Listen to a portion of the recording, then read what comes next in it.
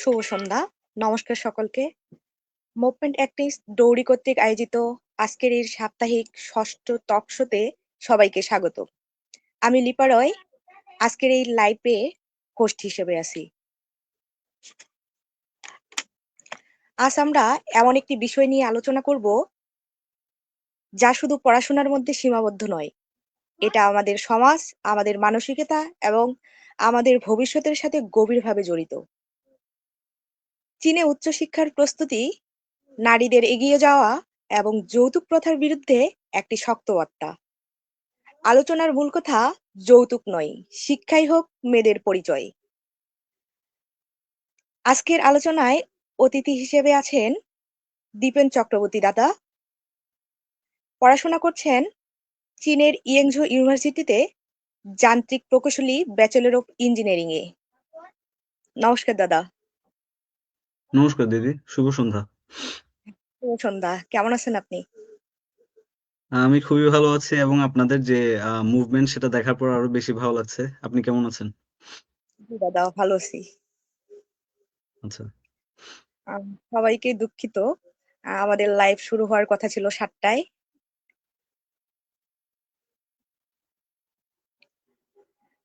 তো দাদা শুরু করা যাক। হ্যাঁ, হ্যাঁ, হ্যাঁ। তো দাদা শুরুতেই হচ্ছে আপনার শৈশব, কৈশোর এবং হচ্ছে চীনের ইয়েংঝো ইউনিভার্সিটিতে ভর্তি হওয়ার জার্নিটা সম্পর্কে যদি একটু বলতেন। আচ্ছা, আমি মূলত আমার শৈশব কেটেছে হচ্ছে চট্টগ্রাম জেলার আনোয়ারা উপজেলায় একটা খুব সুন্দর গ্রাম রয়েছে। নাম হচ্ছে দক্ষিণ বন্দর হিন্দুপাড়া। তো আমার শৈশব, আমার স্কুল জীবন ওখানে শেষ হয়েছে। তো স্কুল শেষ হওয়ার পর আমি চট্টগ্রাম শহরে চলে আসি। তারপরে মানে এইচএসসি তে চট্টগ্রাম শহরে চলে আসি। আসার পর দেখলাম অনেক কম্পিটিশন। সবার মধ্যে হচ্ছে পড়াশোনার প্রতি অনেক হচ্ছে আগ্রহ। তো পরে একটা দাদার কাছে প্রাইভেট পড়তাম আমি। তো উনি ছিলেন চুয়েটের মেকানিক্যাল ডিপার্টমেন্টের একজন স্টুডেন্ট। তো উনার কাছে পড়ার মাধ্যমে মূলত হচ্ছে ইঞ্জিনিয়ারিং এর প্রতি একটা ঝোঁক আসে আর কি। জি এরপরে দাদা। এইচএসসি পরীক্ষা দেই।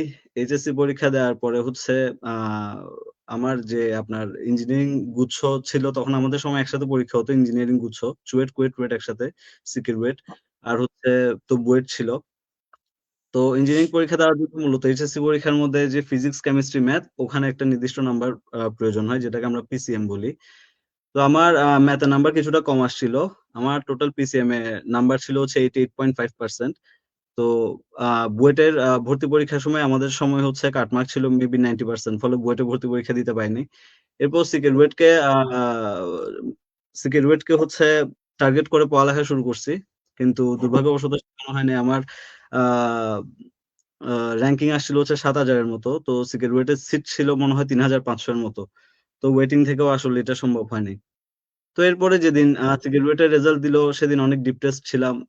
পরে আমার যে টিচার ছিলেন এইচএসসি তে, যিনি আমাকে পড়িয়েছেন, ওই চুয়েটের বড় ভাই, তো উনি আমাকে বলল যে হচ্ছে তুই একটা কাজ কর, তুই বাইরে ট্রাই কর।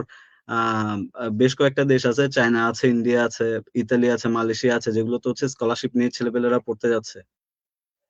জি দাদা। তো এছাড়াও আমার আরেকটা ফ্রেন্ড ছিল, কলেজের ফ্রেন্ড, সে হচ্ছে ভর্তি পরীক্ষা দেশে দেয় নাই। সে প্রথম থেকে হচ্ছে চায়নাতেই পড়ালেখা করার জন্য হচ্ছে সে মোটিভেটেড ছিল অনেক।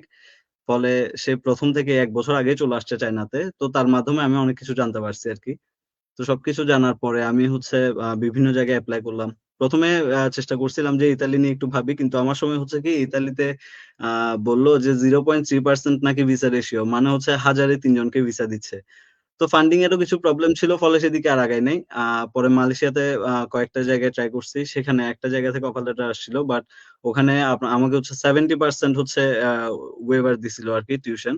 ফলে বাকি 30% যেগুলো ছিল সেটাও আসলে অনেক টাকা ছিল। এবং মালয়েশিয়াতে আমার কিছু ফ্রেন্ড পড়ালেখা করে, তো তাদের মাধ্যমে জানতে পারলাম যে হচ্ছে বিভিন্ন এজেন্সি যেগুলো বলে যে হচ্ছে মালয়েশিয়াতে পার্ট টাইম জবের অনেক সুযোগ আছে। তারপর হচ্ছে পার্ট টাইম জব করে সবকিছু ম্যানেজ করা যায়, আসলে একদমই না সেটা। তো ফলে আমার ওই যারা ফ্রেন্ড যারা মালয়েশিয়াতে পড়ে, তারাই আসলে আমাকে ডিমোটিভেট করছে যে হচ্ছে দরকার নেই মালয়েশিয়াতে আসার, কারণ আমরা নিজেরাই সাফার করতেছি এবং ঘর থেকে একটা বড় অঙ্কের টাকা হচ্ছে আমাদেরকে নিয়ে আসতে হয়। তো এরপরে আমি চায়নাতে হচ্ছে যে আমার কাছে 6 মাসের মতো টাইম ছিল আর কি। তো আমি চায়নাতে বিভিন্ন জায়গায় অ্যাপ্লাই করলাম। কয়েকটা ইউনিভার্সিটিতে অ্যাপ্লাই করছি, পরে একদম সবার শেষে ইন্ডিয়াতেও কয়েকটা ইউনিভার্সিটিতে অ্যাপ্লাই করছি।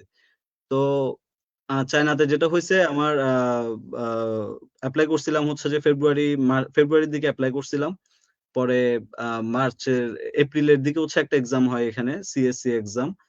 এটা হচ্ছে আপনার চাইনিজ স্কলাস্টিক কম্পিটেন্সি অ্যাসেসমেন্ট, এটাকে সিএসসি এক্সাম বলে। তো এই এক্সামটা হয়, এটার আগে একটা নাম ছিল, এখন নামটা পাল্টানো হয়েছে আর কি। তো ওই এক্সামটা দিছিলাম, দেওয়ার পরে হচ্ছে যে আমার জুলাই 2 তারিখ হচ্ছে এই যে ইউনিভার্সিটি এখন আছে সেখান থেকে অফার লেটার আসছে। আর এছাড়াও এর আগে চায়নাতে আরো আমি টোটাল 3টে ইউনিভার্সিটিতে অ্যাপ্লাই করছিলাম চায়নাতে। প্রথম একটাতে রিজেক্ট হয়েছিল। ওরা বলছিল যে ওরা ক্লেম করছিল যে আমার সার্টিফিকেট হচ্ছে যে ফেক। বাট আমি যদিও সবকিছু ঠিকঠাকই অ্যাপ্লাই করছিলাম, জানি না কেন এরকমটা হইলো। তো পরে ইয়াংজো আরেকটা ইউনিভার্সিটি, 2টাতে অফার লেটার আসছিল, পরে ইয়াংজোতে আসলাম, এই আর কি। আর এছাড়াও ইন্ডিয়াতেও হচ্ছে যারা ভাবে যে হচ্ছে এইচএসসির পরে কোথায় যাবে, আমার মনে হয় যে ইন্ডিয়াও একটা ভালো ডেস্টিনেশন। কারণ ওখানেও বিভিন্ন ধরনের স্কলারশিপ আছে, যেমন ধরেন আপনি আমি অ্যাপ্লাই করছিলাম, আমি এসআইআই একটা পোর্টাল আছে ওখানে অ্যাপ্লাই করছি, তারপর A2A পোর্টাল একটা ছিল, সুবন্ত সুবর্ণ জয়ন্তী পোর্টাল, ওই আইসিসিআর স্কলারশিপ, ওখানে অ্যাপ্লাই করছি। তো সবকিছু বিচার বিবেচনা করে আসলে আমার মনে হলো যে হচ্ছে চায়নাতে পড়ালেখা করাটা কিছুটা বেটার হবে।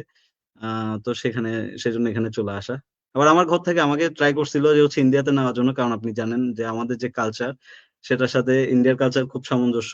বলা যায় ইন্ডিয়ান কালচারই আমরা পালন করি আর কি, আমরা যারা হিন্দু আছি। তো আমার ফ্যামিলি থেকে অনেক বলছিল আমাকে যে ইন্ডিয়াতে চলে যাও, ইন্ডিয়াতে চলে যাও। ইন্ডিয়াতে 2টা ইউনিভার্সিটিতে আসলে একটা আপনার BHU, Banaras Hindu university, SII এর মাধ্যমে অ্যাপ্লাই করছিলাম। আর আরেকটা হচ্ছে যে পুনে ইউনিভার্সিটি, এটার মূলত নাম হচ্ছে এখন সাবিত্রীবাই ফুলে পুনে ইউনিভার্সিটি। ওদের যারা রাজ্য সরকার যেটা আছে, ওটা একজন মহিষী নারীর নাম অনুসারে ভার্সিটির নামকরণ করেছে আর কি। কিন্তু তারপরেও অনেক কিছু বিচার বিবেচনা করে আসলে চায়নাতে আসা। আচ্ছা দাদা, ধন্যবাদ দাদা এত সুন্দরভাবে বলার জন্য আপনার শৈশবের কাহিনী। উম, তো দাদা প্রশ্ন রাখতে পারি এবার? হ্যাঁ, হ্যাঁ। দাদা, বর্তমানে চীনে উচ্চশিক্ষার প্রতি বাংলাদেশি শিক্ষার্থীদের আগ্রহ বাড়ছে। আপনি এর পেছনের প্রধান কারণগুলা কি দেখছেন? ওয়েল, প্রধান কারণ আমি যেটা দেখি সেটা হচ্ছে বাংলাদেশে যে সেশন জটের একটা বিষয় থাকে, তারপর হচ্ছে স্টুডেন্ট পলিটিক্স এর খুব একটা হ্যাসেল থাকে। তো এগুলো চায়নাতে নাই। তার উপর হচ্ছে যে আপনার যে রিসার্চ ফ্যাসিলিটিস, তারপর হচ্ছে ল্যাব ফ্যাসিলিটিস, সবগুলো আমি মনে করি যে হচ্ছে বাংলাদেশের সব ইউনিভার্সিটিতে খারাপ আমি এরকম বলবো না। বাংলাদেশে অনেক আমি বলবো অনেক শক্তিশালী বিশ্ববিদ্যালয় আছে, বুয়েটের মতো বিশ্ববিদ্যালয় বাংলাদেশে আছে। তো আমি মনে করি যে সবাই তো আর ওখানে চান্স পাচ্ছে না। তো যারা চান্স পাচ্ছে না তাদের ক্ষেত্রে আমি মনে করি যে তাদের আগ্রহ চায়নার প্রতি বাড়াটাই স্বাভাবিক। কারণ বাকি বিশ্ববিদ্যালয়গুলো থেকে আমি মনে করবো যে চায়নার যেসব বিশ্ববিদ্যালয় আছে ওগুলোর মান অনেক ভালো সে তুলনায়। কারণ হচ্ছে রিসার্চ ফ্যাসিলিটিস অনেক ভালো, ল্যাব ফ্যাসিলিটিস অনেক ভালো। এছাড়াও আপনি যদি ইনফ্রাস্ট্রাকচারের কথা বলেন সেটাও অনেক ভালো। প্লাস আমি বলবো যে হচ্ছে চায়নাতেও খারাপ ইউনিভার্সিটি আছে, চায়নাতে প্রায় 4,000 5,000-এর মতো ইউনিভার্সিটি আছে।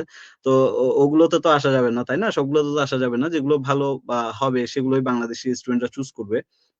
তো এই জন্যই আমার মনে হয় যে সবকিছু বিচার বিবেচনা করে আমার মনে হয় বাংলাদেশি স্টুডেন্টদের বর্তমানে চায়নার প্রতি ঝোঁক বাড়ছে।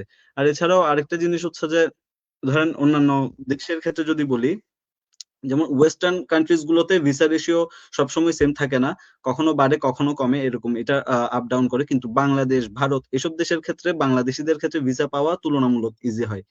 তো যার কারণে চায়না চুজ করা। আর এছাড়াও আরো বিষয় আছে, যেমন ধরেন আমি বলবো যে আহ, দূরত্ব একটা বিষয়। দূরত্ব বিষয় বলতে ধরেন যারা ওয়েস্টার্ন কান্ট্রিতে আছে তারা খুব সহজেই চাইলে দেশে যাইতে পারতেছে না, কিন্তু আমাদের ক্ষেত্রে দেখেন আমরা প্রায় প্রতি বছরই দেশে যেতে পারতেছি। তো এটাও একটা আমার মনে হয় যে অ্যাডভান্টেজ। আচ্ছা দাদা, ধন্যবাদ সুন্দরভাবে বলার জন্য। আচ্ছা দাদা, চীনের ডিগ্রি আন্তর্জাতিকভাবে কতটা গ্রহণযোগ্য? হুম, হুম, হুম, হুম, হুম। আচ্ছা দেখেন, যখন আমি চায়নাতে আসি নাই, যখন আমি চায়নাতে আসার জন্য প্ল্যান করছিলাম, তখনও আমাকে বাংলাদেশে এই জিনিসটা বলা হয়েছে যে হচ্ছে চায়নাতে যে যাবা, চায়নাতে তো মনে হয় ইউএসএ স্যাংশন দিয়ে রাখে, প্লাস হচ্ছে যে অন্যান্য দেশ যেগুলো আছে, বিশেষ করে ওয়েস্টার্ন কান্ট্রিজ গুলো, ইউরোপের দেশগুলো, সেগুলো হচ্ছে যে কিভাবে অ্যাকসেপ্ট করবে। কিন্তু আপনি যদি গুগল করেন তাহলে দেখবেন যে হচ্ছে ইউএসএ সবচেয়ে বেশি সংখ্যক স্টুডেন্ট নেয় আসলে চায়না থেকে। যদিও ইউএসএর সাথে চায়নার কনফ্লিক্ট আমরা সবাই জানি, এটা নতুন কিছু না। কিন্তু তারপরেও ইভেন আমরা জানি যে আমাদের একটা ধারণা যে ইন্ডিয়ান ডায়াসপোরা হচ্ছে পৃথিবীতে মোটামুটি সবচেয়ে বেশি, কিন্তু চাইনিজ ডায়াসপোরাও ইন্ডিয়া থেকে কোনো অংশে কম না আসলে। ইউএস এর কথা যদি চিন্তা করেন তাহলে ইন্ডিয়া থেকেও বেশি স্টুডেন্ট আসলে চায়না থেকে যায়। এরপরে কানাডার কথাও সেম। কানাডা তো অবশ্যই ইন্ডিয়া থেকে বেশি যায়, বাট চায়না থেকেও প্রচুর পরিমাণে স্টুডেন্ট যায়, সেকেন্ডে আছে আর কি চায়না। এছাড়াও আরো ওয়েস্টার্ন কান্ট্রিজ এর কথা যদি বলেন, সেগুলো তো প্রচুর পরিমাণে স্টুডেন্ট হচ্ছে, তারা ওখানে পড়তে যায়। আর ডিগ্রির মান যেটা, সেটা আসলে নির্ভর করে হচ্ছে আন্তর্জাতিক মানের উপরে। তো যেসব চায়নাতে যেসব ইউনিভার্সিটি আছে, আপনি যদি এখন ওয়ার্ল্ডের টপ 10 ইউনিভার্সিটি দেখেন, সেখানেও দেখবেন পিকিং সিংহুয়ার মতো ইউনিভার্সিটি আছে, যেগুলো ওয়ার্ল্ডের প্রথম 10-এর মধ্যে আছে আর কি। এছাড়াও অন্যান্য ইউনিভার্সিটি যেগুলো আছে, সেগুলোর র্যাঙ্কিংও খুব ভালো থাকে। যেমন আমি যেটাতে আছি, সেটা র্যাঙ্কিংও প্রায় 560 এর মতো। তো আমার মনে হয় যদি ডিগ্রির গ্রহণযোগ্যতা না থাকে, তাহলে নিশ্চয়ই র্যাঙ্কিং গুলো এত উপরে আসার কথা না। কারণ র্যাঙ্কিং তো চায়না করে না, র্যাঙ্কিং করে ইউএসএ টাইমস হায়ার এডুকেশন, তারপরে কিউএস র্যাঙ্কিং, এগুলো হচ্ছে র্যাঙ্কিং করে আর কি। আর এছাড়াও যদি আপনি রিসার্চ ফ্যাসিলিটিস এর কথা দেখেন, তাহলে চায়না থেকে প্রতি বছর যে পরিমাণ পেপার পাবলিশ হয়, আমার মনে হয় না খুব কম দেশে আছে, মনে হয় চায়নার কাছাকাছি আছে যারা এত বেশি রিসার্চ পেপার বের করে আর কি। আর ইঞ্জিনিয়ারিং এর ক্ষেত্রে যদি আমি একটা কথা বলি, সেটা হচ্ছে ধরেন বাংলাদেশে একটা সংস্থা আছে, আমরা বলি যেটাকে আইইবি, যারা হচ্ছে আপনার স্বীকৃতি দিয়ে থাকে ইঞ্জিনিয়ারদেরকে। তো এই আইইবি মূলত হচ্ছে ওয়াশিংটন অ্যাকর্ডের অংশ। ওয়াশিংটন অ্যাকর্ড হচ্ছে একটা বিশ্বব্যাপী চুক্তি বা এগ্রিমেন্ট, যেটার মাধ্যমে হচ্ছে বিভিন্ন দেশের ইঞ্জিনিয়ারদেরকে তারা সমমান মর্যাদা দিয়ে থাকে। তো এই ওয়াশিংটন অ্যাকর্ডের বিভিন্ন সংস্থা বিভিন্ন দেশে আছে। বাংলাদেশে যেটা আছে সেটার নাম হচ্ছে আইইবি, আর চায়নাতে যেটা আছে সেটার নাম হচ্ছে CEEA, অর্থাৎ China engineering education accreditation association. তো যারা চায়নাতে আসবে, যাদের এই ধরনের একটা ভয় থাকবে যে হচ্ছে যে এই মানে চায়নার উপর তো স্যাংশন থাকে, ফলে এটা কেমন হবে না হবে। তো আমার যে ভয়টা ছিল আর কি, যদি এটা কোনো কাজে না, ওয়াশিংটন অ্যাকর্ড বা হচ্ছে যে আইবি, এটা দিয়ে আহামরি কোনো কাজই নেই আসলে। এখানে লেখাপড়াটাই মুখ্য উদ্দেশ্য। কিন্তু তারপরেও যদি সেলফ স্যাটিসফ্যাকশনের যদি কোনো বিষয় থাকে, তাহলে আমার মনে হয় যে চায়নাতে ওইসব ইউনিভার্সিটিতে আসা দরকার, যেগুলো হচ্ছে CEEA এর অন্তর্ভুক্ত আর কি। তাহলে সেটা হচ্ছে ডিরেক্ট আপনার ওয়াশিংটন অ্যাকর্ডেরও অন্তর্ভুক্ত হবে, ফলে আপনি যেখানে যাবেন ইঞ্জিনিয়ারদের জন্য সমান মর্যাদা পাবেন। কিন্তু এটা আসলে তেমন একটা কাজের না। আমাদের বড় ভাইরা যারা আছেন, ওনারাও বলছেন যে এটা আসলে তেমন কোনো কাজেরই না। এখানে মেইন বিষয় হচ্ছে যে স্কিল কতটুকু আছে, সেটাই ম্যাটার করছে আপনার জব সেক্টরে আর কি। আচ্ছা দাদা। আচ্ছা দাদা, কোন কোন বিষয়ের জন্য চীন সবচেয়ে জনপ্রিয় আর কি? আমি বলবো যে হচ্ছে বর্তমানে আমি যা দেখছি তাতে হচ্ছে টেকনোলজি, চীনের technology one of the best. আমি যখন চায়নাতে আসি নাই, তখন আমি চায়নাকে নিয়ে অনেক কিছু ভাবছিলাম যে চায়নার একটা কালচার হবে, যে কালচারটা কোন রকম না কোন রকম হয়, এরকম একটা বিষয় আমার মধ্যে ছিল। কিন্তু চায়না আসার পর আমি দেখছি যে ওরা পুরোপুরি আমি বলবো যে মানে যান্ত্রিক একটা দুনিয়া। সবকিছু যন্ত্রের মাধ্যমে চলে, একদম খাবার ডেলিভারি থেকে শুরু করে মোটামুটি আপনার সবকিছুই এখানে যান্ত্রিক। তো আমি যখন চায়নাতে আসি, আমার ফার্স্ট ইমপ্রেশন এমন ছিল যে আমি যখন এয়ারপোর্টে পৌঁছাই, আমি আমার ফ্রেন্ড যারা ছিল, আমরা কেউ কোনো কিছু কিনতে পারছিলাম না। তার কারণ ছিল আমরা ক্যাশ টাকা ক্যারি করছিলাম। আর এখানে পেমেন্ট করা হয় আলিপে, উইচেট মোবাইলের মাধ্যমে, আর হচ্ছে পাম্পে। মানে হাতের যে ফিঙ্গার, সেটা হচ্ছে আপনার আলিপে বা উইচেট এগুলোর সাথে অ্যাড করে রাখা যায়, বা মোবাইলেও অ্যাড করে রাখা যায়। তারপরে পাম্পে করা যায়। তো কেউ ক্যাশ নেয় না, ক্যাশলেস একটা দেশ, মানে এটা কখনো ভাবি নাই। তো যার কারণে এখানে আসার পরে সবকিছুই আসলে চেঞ্জ। আর সবকিছুই আসলে প্রযুক্তি নির্ভর। তো আমার মনে হয় যে সব দিক থেকে ভালোই আছে, খারাপ না।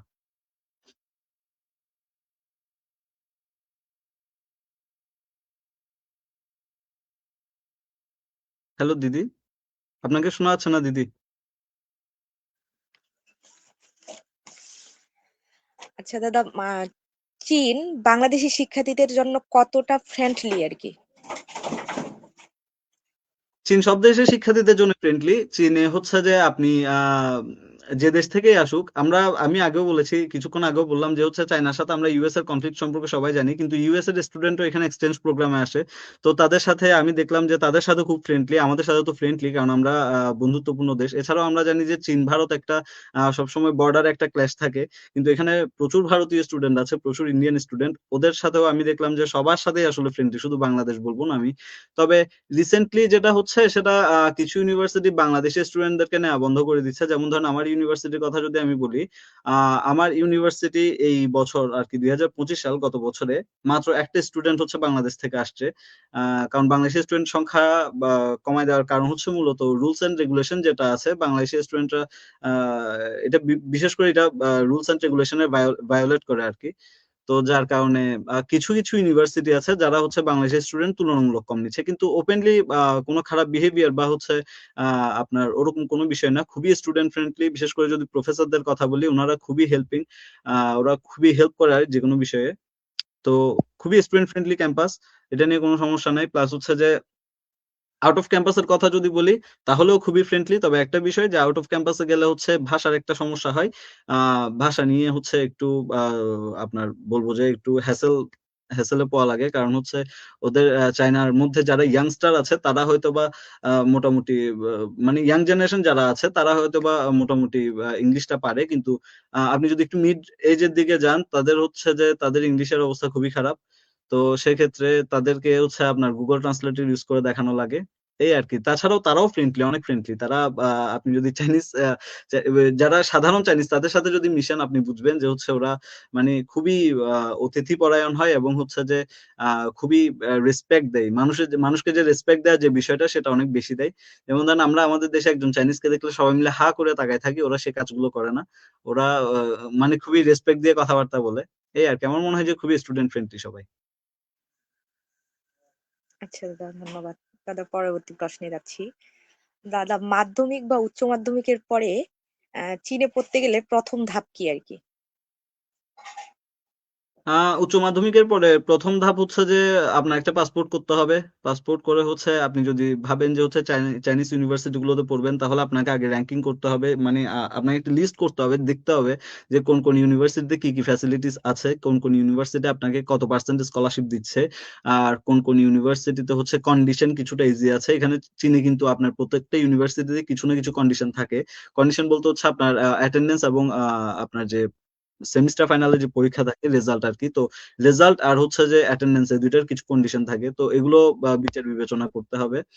তো এগুলো বিচার বিবেচনা করার পর আপনি অ্যাপ্লাই করবেন ইউনিভার্সিটি। বিশেষ ক্ষেত্রে আমি যদি বলি তাহলে হচ্ছে আইএলটিএস বা হচ্ছে ডুওলিঙ্গো এক্সাম যেটা আছে, তো এটা এটা দিবেন। এটা দেওয়ার পরে হচ্ছে একটা সিএসসি এক্সাম আমি আগে বলবো। তো এই এক্সাম প্রিপারেশন নিতে হবে।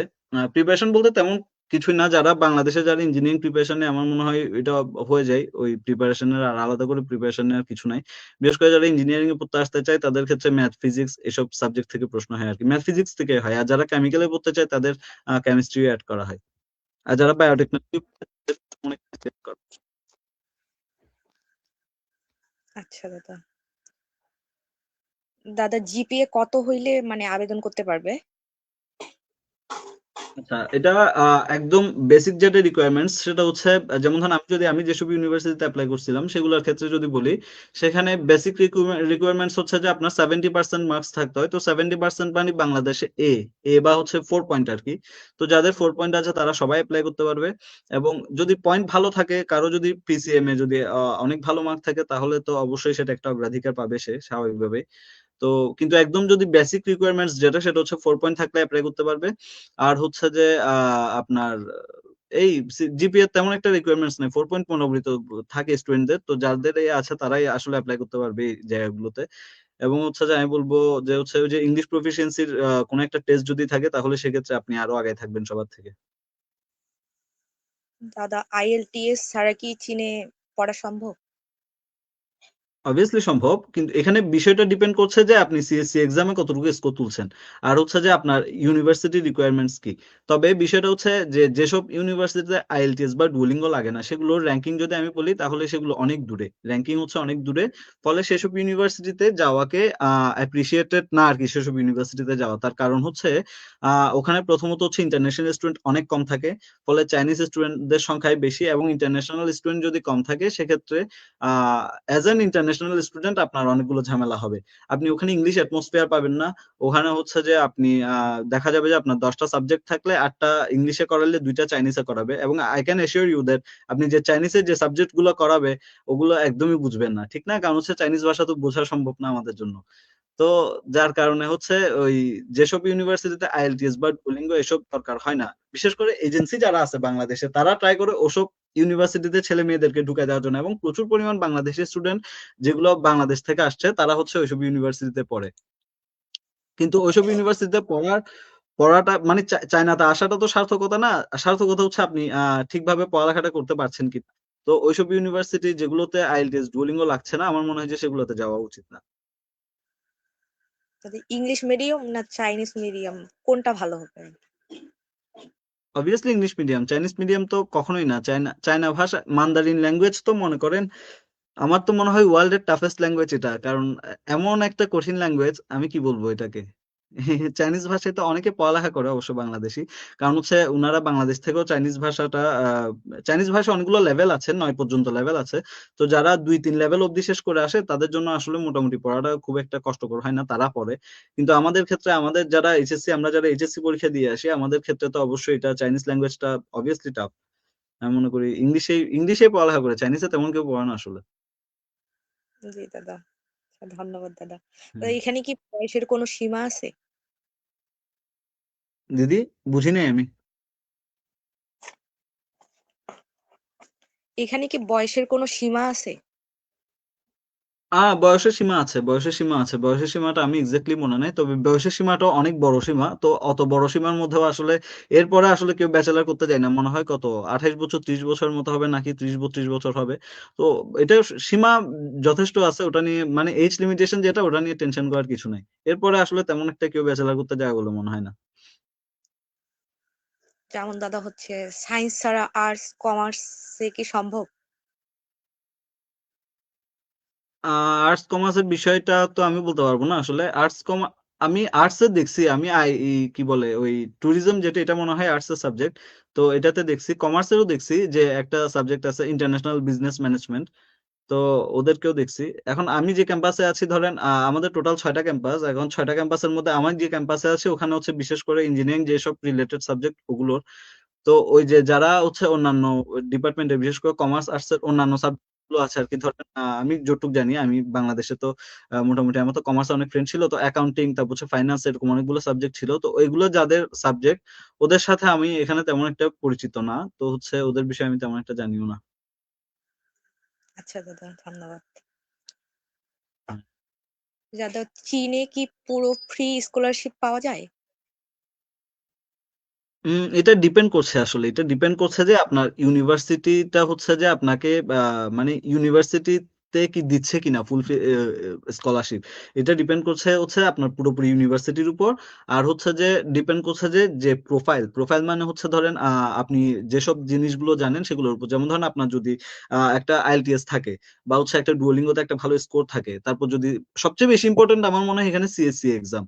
হ্যাঁ, ওই যে চাইনিজ স্কলাস্টিক এক্সাম যেটা বললাম, ওটা হচ্ছে সবচেয়ে বেশি আপনার সবচেয়ে বেশি ইম্পর্টেন্ট জিনিস এখানের জন্য।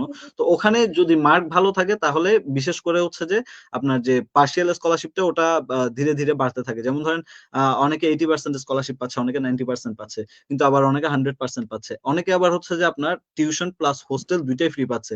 আবার এমনও অনেক ইউনিভার্সিটি আছে যারা স্টাইপেন্ড দেয়।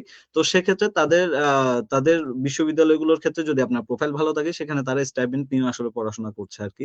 তবে স্টাইপেন্ড তেমন একটা বেশি বিশ্ববিদ্যালয় দেয় না। আমি আবারও বলছি, সেটা হচ্ছে ওই যেগুলোর আপনার র‍্যাংকিং একটু দূরের দিকে, সেসব বিশ্ববিদ্যালয় হচ্ছে স্টুডেন্টদেরকে অ্যাট্রাক্ট করার জন্যই আসলে আমার মনে হয় যে স্টাইপেন্ডটা দেয়।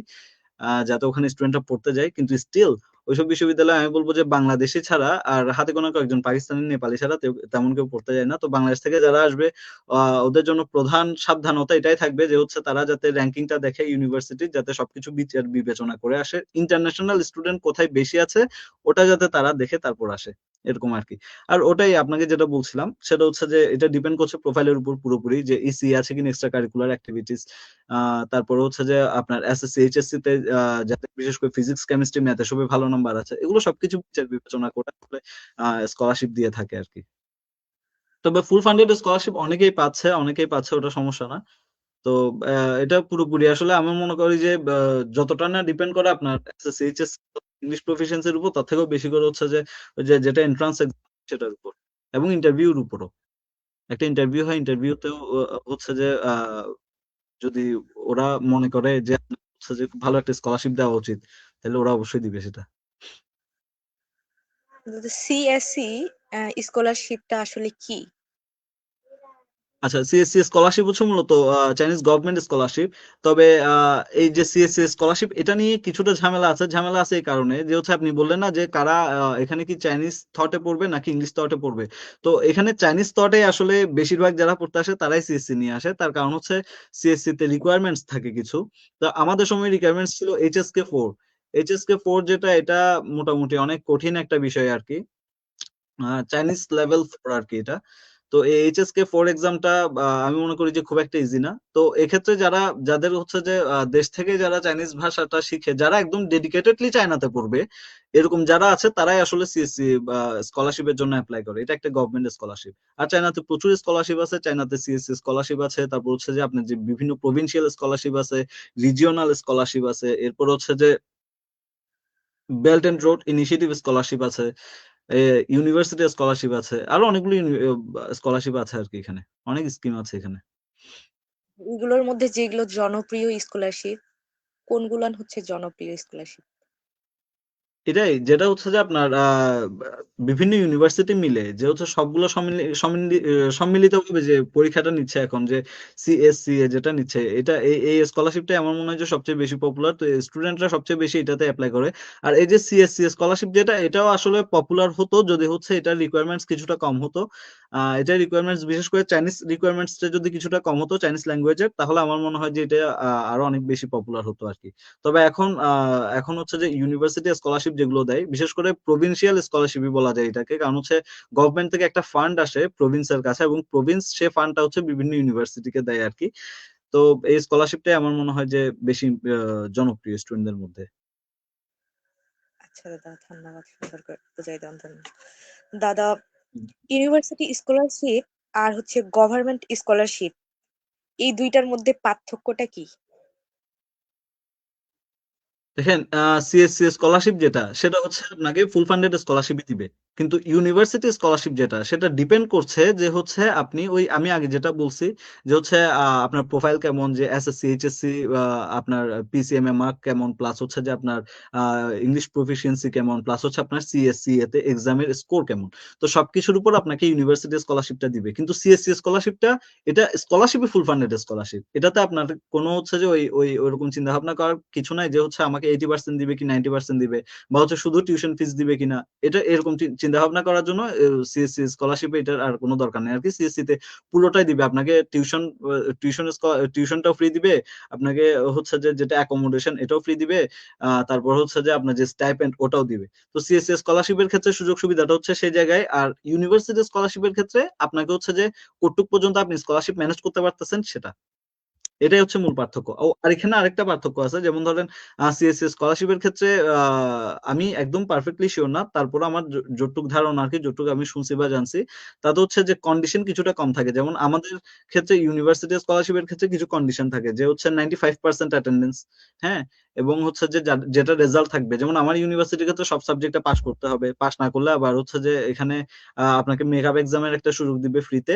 আবার সেটাতেও যদি কেউ ফেল করে তাহলে হচ্ছে তাকে রিকোর্স নিতে হবে। রিকোর্স মানে পার ক্রেডিটে একটা নির্দিষ্ট পরিমাণ টাকা দিয়ে, পার ক্রেডিট 200 আরএমবি করে বা 200 চাইনিজ ইউয়ান করে হচ্ছে পে করে আবার ওই পরীক্ষাটা ওই কোর্সটা আবার পুনরায় কিনতে হবে, এবং যে কোনো একটা সেমিস্টারে আপনাকে সবগুলা ক্লাস করে তারপর হচ্ছে আবার সেটা পরীক্ষা দিয়ে পাস করতে হবে। এই ধরনের কিছু হ্যাসেল, আর এটা তো স্বাভাবিকভাবে থাকারই কথা।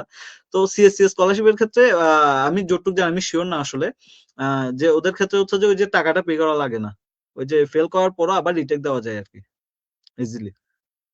আমাদের ক্ষেত্রে এটা একবার সুযোগ আছে ফ্রিতে দেয়ার। কিন্তু ওদের ক্ষেত্রে মনে হয় মাল্টিপল টাইম মনে হয় দেওয়া যায়।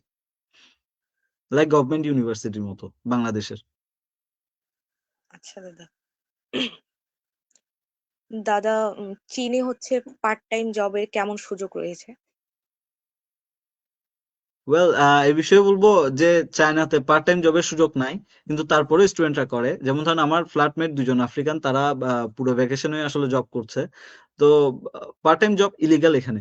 কারণ হচ্ছে আপনাকে যে ভিসাটা দিচ্ছে এটাকে বলা হয় স্টুডেন্ট ভিসা। তো এখানে জব করার সিস্টেম হচ্ছে আপনাকে স্টুডেন্ট ভিসাকে ওয়ার্ক ভিসাতে কনভার্ট করতে হবে, এরপরে জব করতে হবে।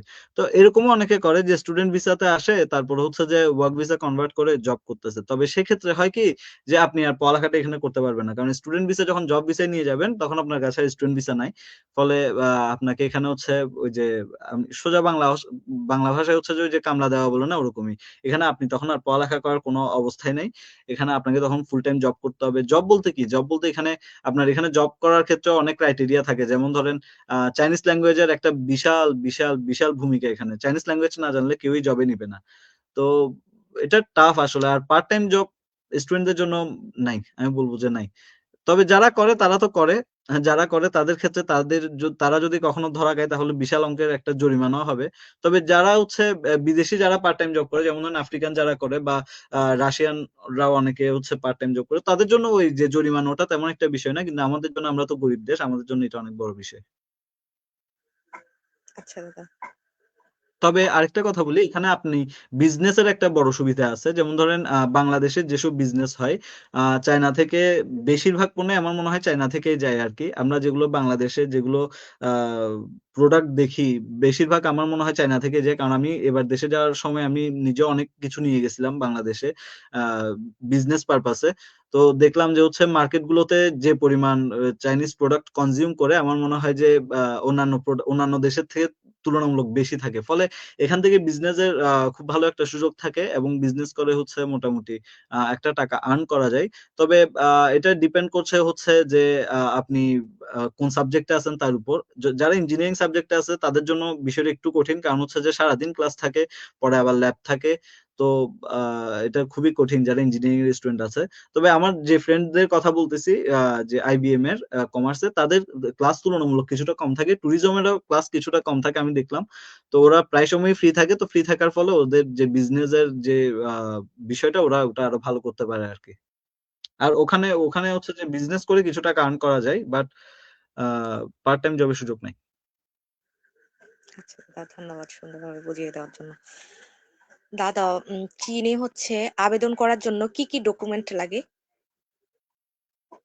চীনে আবেদন করার জন্য একদম বেসিক ডকুমেন্টস গুলো লাগে। যেমন ধরেন পাসপোর্ট লাগে, তারপর হচ্ছে যে আপনার যে এসএসসি এইচএসসি যে সার্টিফিকেট এবং ট্রান্সক্রিপ্ট এগুলো লাগে। তারপর হচ্ছে যে পুলিশ ক্লিয়ারেন্স, তারপর হচ্ছে রিকমেন্ডেশন লেটার, তারপর হচ্ছে যে এসওপি, স্টাডি অফ পারপাস, আপনি কেন পড়তে চান, কেন চায়নার প্রতি আগ্রহ আপনার, এগুলোই নর্মাল জিনিসগুলোই লাগে। দাদা, অনলাইনে কিভাবে ও আবেদন ব্যাংক করবে? Statement, sorry sorry, bank statement সবচেয়ে বেশি ইম্পর্টেন্ট এখানে। ব্যাংক স্টেটমেন্ট লাগে। চায়নার ভিসা যাদের রিজেক্ট হয় তাদের সবচেয়ে বড় ঝামেলা হয় কি, ওরা ব্যাংক স্টেটমেন্টটা ঠিকভাবে রেডি করতে পারে না। চীনের ক্ষেত্রে এটা সবচেয়ে মেইন ফ্যাক্ট, যে হচ্ছে আপনি ব্যাংক স্টেটমেন্টটা ঠিকভাবে রেডি করছেন কিনা। মানে হচ্ছে আপনি যে স্কলারশিপে যাচ্ছেন, এটা আসলে ডিপেন্ড করছে আপনার ব্যাংক স্টেটমেন্ট কত দেখানো লাগবে, এটা ডিপেন্ড করছে আপনার স্কলারশিপের উপর। তো এটা ভার্সিটিতে মেল করে জেনে নিতে হবে আর কি। বা হচ্ছে যে আরো অনেকে ভার্সিটির যারা বড় ভাই আছে, ধরেন আপনি কোন একটা ভার্সিটিতে অ্যাপ্লাই করবেন, সেখানে যারা অ্যালামনাই আছে ভার্সিটি, তাদের সাথে কথা বললেও আসলে জানা যায়। তো যাদের ক্ষেত্রে ফুল ফান্ডেড স্কলারশিপ, তাদের ক্ষেত্রে ব্যাংক স্টেটমেন্ট তেমন একটা বেশি না, হয়তো 4-5 লাখ টাকার মতো দেখাতে হয়।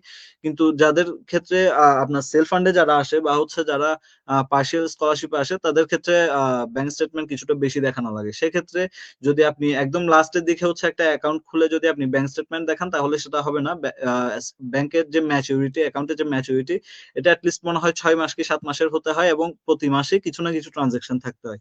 অর্থাৎ আপনি যদি ধরেন 10 লক্ষ টাকার একটা স্টেটমেন্ট দেখাবেন, আপনি যদি আপনার ব্যাংকে অ্যাকাউন্টে যদি 1 লক্ষ টাকা বা 2 লক্ষ টাকা থাকে, এবং যখন আপনি স্টেটমেন্ট তুলবেন এম্বাসি ফেস করার জন্য, তখন যদি আপনি বাকি 8 লাখ টাকা ব্যাংকে হচ্ছে যে ঢুকাই দেন, তাহলে সেটা হবে না। মানে আপনাকে হচ্ছে প্রতি মাসে কিছু কিছু ট্রানজেকশনের মাধ্যমে এই টাকাটা বাড়াতে হবে।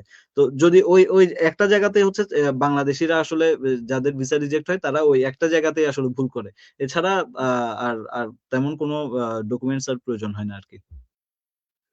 আচ্ছা দাদা। দাদা হচ্ছে এজেন্সির মাধ্যমে যাওয়া ভালো নাকি নিজে নিজে আর কি?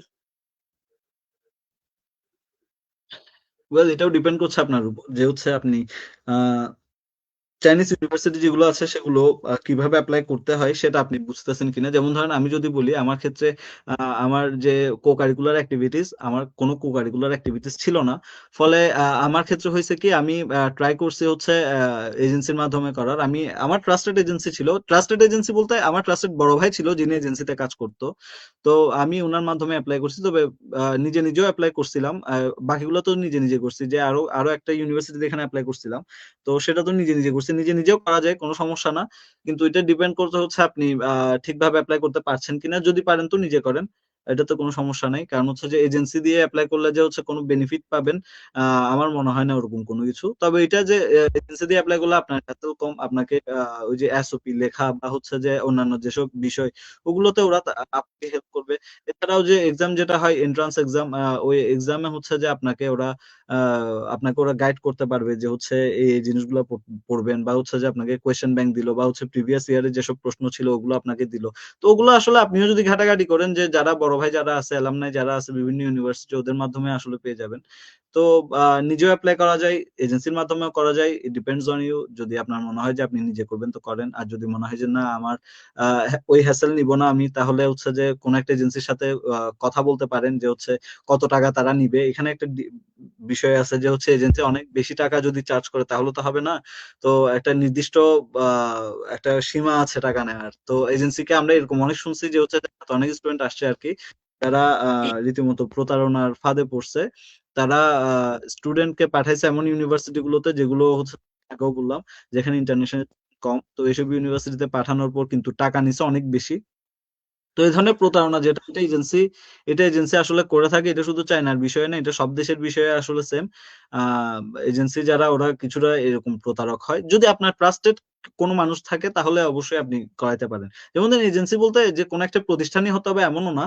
ধরেন এখানেও বাংলাদেশি অনেক স্টুডেন্ট আছে, ইন্ডিয়ান অনেক স্টুডেন্ট আছে যারা মানে নিজেরাই হচ্ছে যে স্টুডেন্টদেরকে ভর্তি করায় আর কি। তো তারাও ওয়ান কাইন্ড অফ এজেন্সি। তো তাদের মধ্যেও আসলে প্রতারণার যে বিষয়টা এটা আসলে দেখা যায়।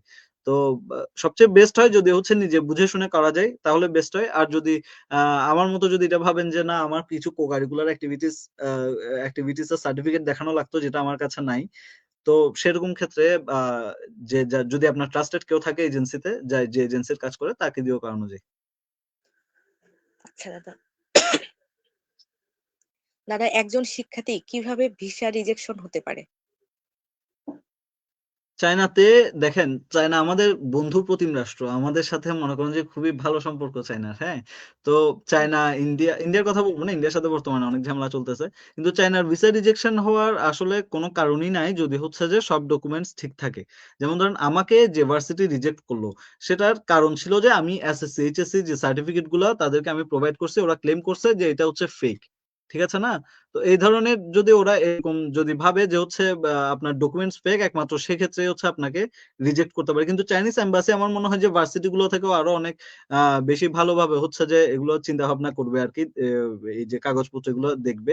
তো এটা নিয়ে কোনো সমস্যা নাই, যদি সব কাগজপত্র ঠিক থাকে তাহলে আমার মনে হয় না যে ভিসা রিজেকশন হয়। আর সবচেয়ে ইম্পর্টেন্ট জিনিস যেটা সেটা হচ্ছে ব্যাংক স্টেটমেন্ট যদি ম্যাচিওর না হয় তাহলে সেক্ষেত্রে আপনার ভিসা রিজেকশনের একটা সম্ভাবনা থাকে। আর হচ্ছে যে ওই যেটা বললাম যে হচ্ছে ব্যাংক স্টেটমেন্টের ক্ষেত্রে আপনি ঠিকভাবে প্রতি মাসে লেনদেনটা করতে পারছেন কিনা, বা হচ্ছে লাস্টের দিকে কি একসাথে অনেক বড় অঙ্কের টাকা হচ্ছে আপনি ব্যাংকে রাখছেন কিনা, এরকমটা করা যাবে না আরকি। তো এগুলো যদি সব ঠিকঠাক থাকে এবং পেপার যদি সব ঠিক থাকে, আমার মনে হয় না যে চাইনিজ ভিসা রিজেক্ট হয়। আচ্ছা দাদা, দাদা বিষয় নির্বাচন করার সময় শিক্ষার্থীরা সবচেয়ে বড় ভুল করে মানে কোথায়? পার্ডেন, বুঝি নাই দিদি। বিষয় নির্বাচন করার সময় শিক্ষার্থীরা সবচেয়ে বড় ভুল কোনটা আর কি?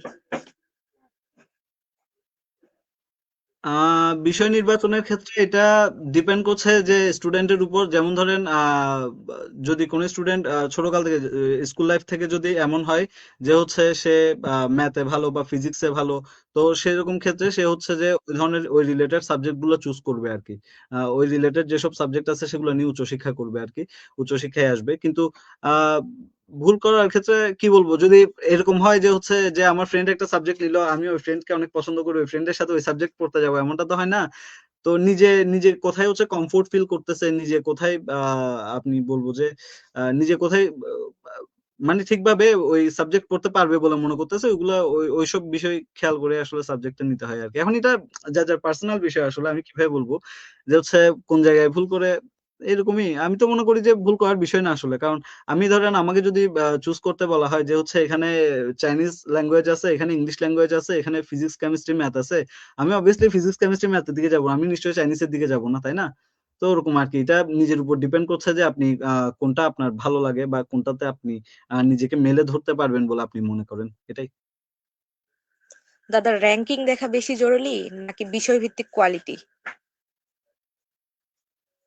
দিদি আমি আবারও শুনি নাই। আপনার কথা কেটে, কেটে আসছে। র্যাঙ্কিং দেখা বেশি জরুরি নাকি বিষয়ভিত্তিক কোয়ালিটি?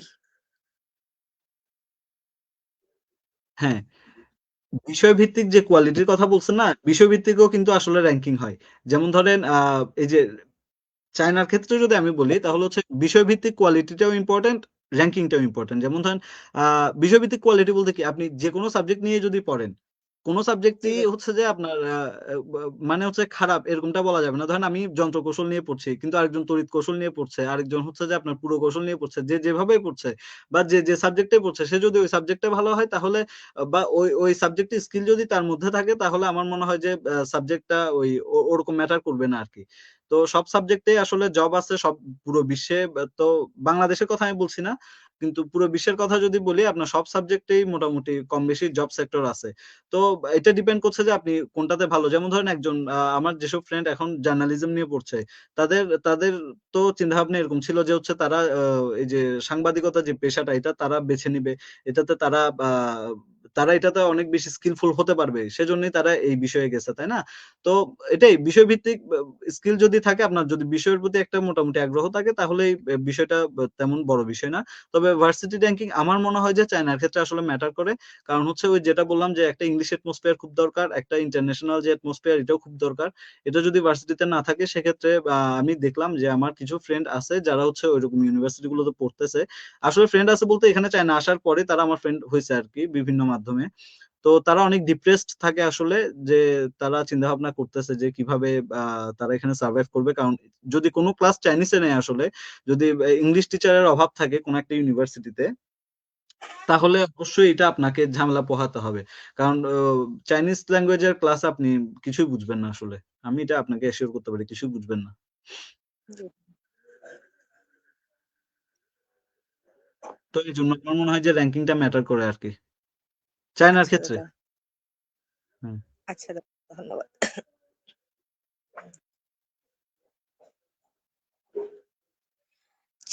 দাদা, চীনে গিয়ে বাংলাদেশি শিক্ষার্থীরা আ সবচেয়ে বেশি আরকি কোন চ্যালেঞ্জের মুখোমুখি হয়?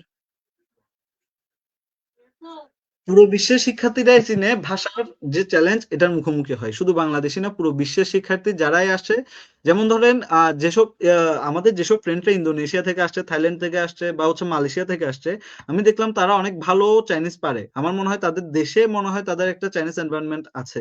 যে চাইনিজ ল্যাঙ্গুয়েজ আ পড়া বা হচ্ছে শেখার একটা ভালো এনভায়রনমেন্ট হয়তো তাদের দেশে থাকায় যে তাদের ক্ষেত্রে আমি দেখলাম যে তারা অনেক ভালো একটা চাইনিজ পারে। তো তাদের একটা তেমন একটা ঝামেলা হয় না। তারপর হচ্ছে যে আপনার যেসব অন্যান্য জায়গা আছে যেমন ধরুন হংকং, তারপর হচ্ছে যে মাকাও, তারপর হচ্ছে যে আপনার সিঙ্গাপুর, ওখানে তো চাইনিজেই কথা বলে। ফলে ওদের ওইসব যারা স্টুডেন্ট আসে ওদের ক্ষেত্রেও কোনো ঝামেলাই হয় না। কিন্তু যারা ধরেন বাংলাদেশ, ভারত, পাকিস্তান, নেপাল, শ্রীলঙ্কা এসব দেশে আমরা যারা আছি আমাদের ক্ষেত্রে তো এটা একটা বড় হ্যাসেল। তো আ বাংলাদেশি স্টুডেন্টদের ক্ষেত্রেও আমি এটাই বলব যে হচ্ছে চায়নাতে আসার পরে সবচেয়ে বড় ঝামেলা যেটা ফেস করে সেটা হচ্ছে যে ল্যাঙ্গুয়েজ। তো আ যেমন ধরেন আমি কিছুদিন আগে চুল কাটতে গেলাম। তো আমি তাকে ইংলিশে বলছি আরকি। তো সে ইংলিশ বুঝে নাই। তো ও আমাকে চাইনিজে বলছে, আমি চাইনিজ বুঝি নাই। পরে Google Translator ইউস করলাম কিন্তু তারপরেও উনি ঠিকভাবে ইনস্ট্রাকশনটা পায় নাই। ফলে আমার চুলটা এমনভাবে কেটে দিছে যেরকম হেয়ার কাট আমি আসলে সাধারণত দিয়ে থাকি না। তো এই ধরনের যেগুলো হ্যাসেল এগুলা আ দেখা লাগে। তারপর হচ্ছে ধরেন আমি এবার বাংলাদেশে যাওয়ার সময় হচ্ছে এয়ারপোর্টে একজন থেকে আ আমার থেকে একটা চাইনিজ মেয়ে হচ্ছে হটস্পট নিতে আসছে। তার ওয়াইফাইটা কাজ করতেছে না এয়ারপোর্টে। তো আমার কাছে আসছে যে হটস্পট নেওয়ার জন্য। তো আমাকে বলতেছে যে হতপত। তা এখন কেউ যদি আমাকে হতপত বলে আমি কিভাবে সেটা হটস্পট বুঝবো, তাই না? তো এই ধরনের যে চ্যালেঞ্জ, ভাষার যে চ্যালেঞ্জ সেটা খুব বেশি এখানে। তো আমার মনে হয় যে এটা নিয়ে একটু ঝামেলায় পড়বে বাংলাদেশি স্টুডেন্টরা। আর দ্বিতীয়ত চ্যালেঞ্জের বিষয় হচ্ছে যে চাইনিজ ফুডের কথা অনেকে বলে যে হচ্ছে চাইনিজ খাবার কিভাবে খাবো। এটা নিয়ে কোনো টেনশনের বিষয় নেই, কারণ হচ্ছে যে আপনাকে যে চাইনিজ খাবার খেতে হবে এরকম কোনো কথাই নেই। এখানে যে ক্যান্টিন গুলো থাকে ওখানে অনেক হচ্ছে হালাল রেস্টুরেন্ট থাকে। ধরেন মুসলমান স্টুডেন্ট যারা থাকে, মুসলিম স্টুডেন্ট যারা থাকে, ওদের ক্ষেত্রে তো একটা বিষয় থাকে হালাল হারামের।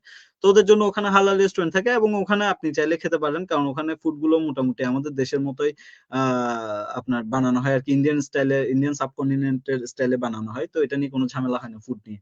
আর হচ্ছে যে ধরেন আরেকটা ঝামেলা, সেটা হচ্ছে রান্নার ঝামেলা। ধরেন এখানে যেমন বাংলাদেশে আমাদের যেসব ফ্রেন্ডরা পড়ালেখা করছে বিভিন্ন ইউনিভার্সিটিতে, ওখানে তো বুয়া থাকে, তো বুয়া এসে তো রান্না বান্না করে চলে যায়। এখানে তো এরকম কোনো সিস্টেম নাই।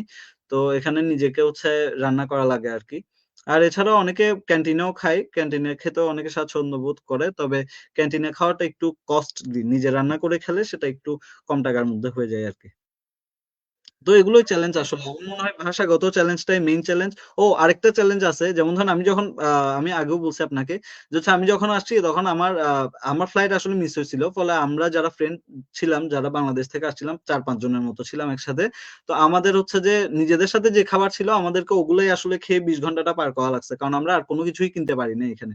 কারণ কিনতে যে যাবো তাদেরকে, আমাদের কাছে ক্যাশ টাকা ছিল, অনেকগুলো চাইনিজ ইউয়ান ছিল ক্যাশ।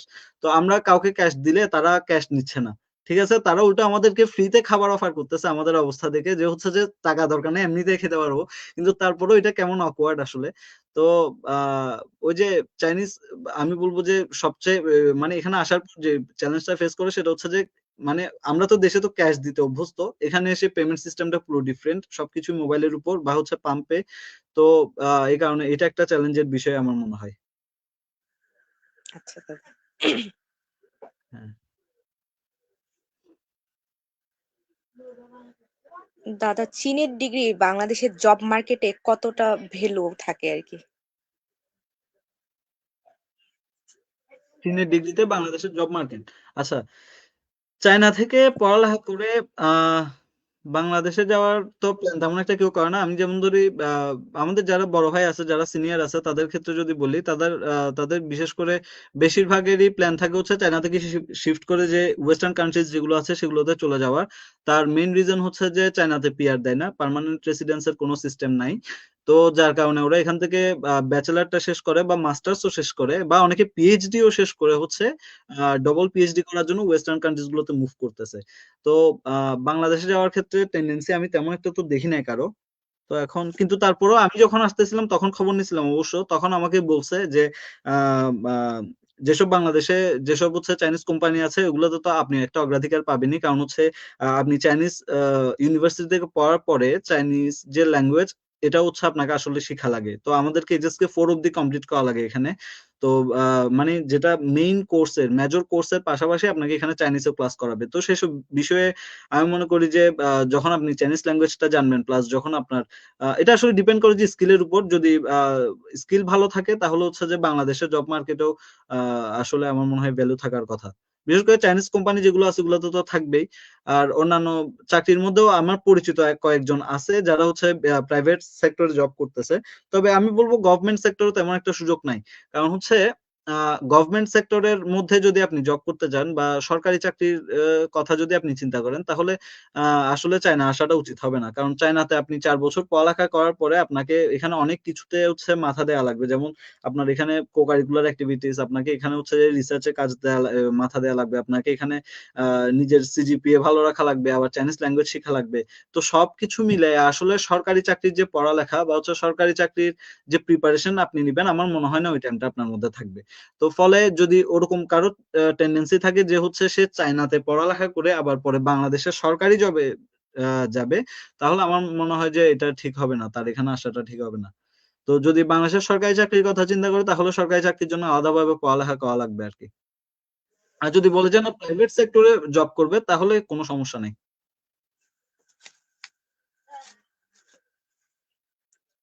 দাদা, চীনে আর পড়তে এছাড়াও গিয়ে আচ্ছা হুম, বলেন।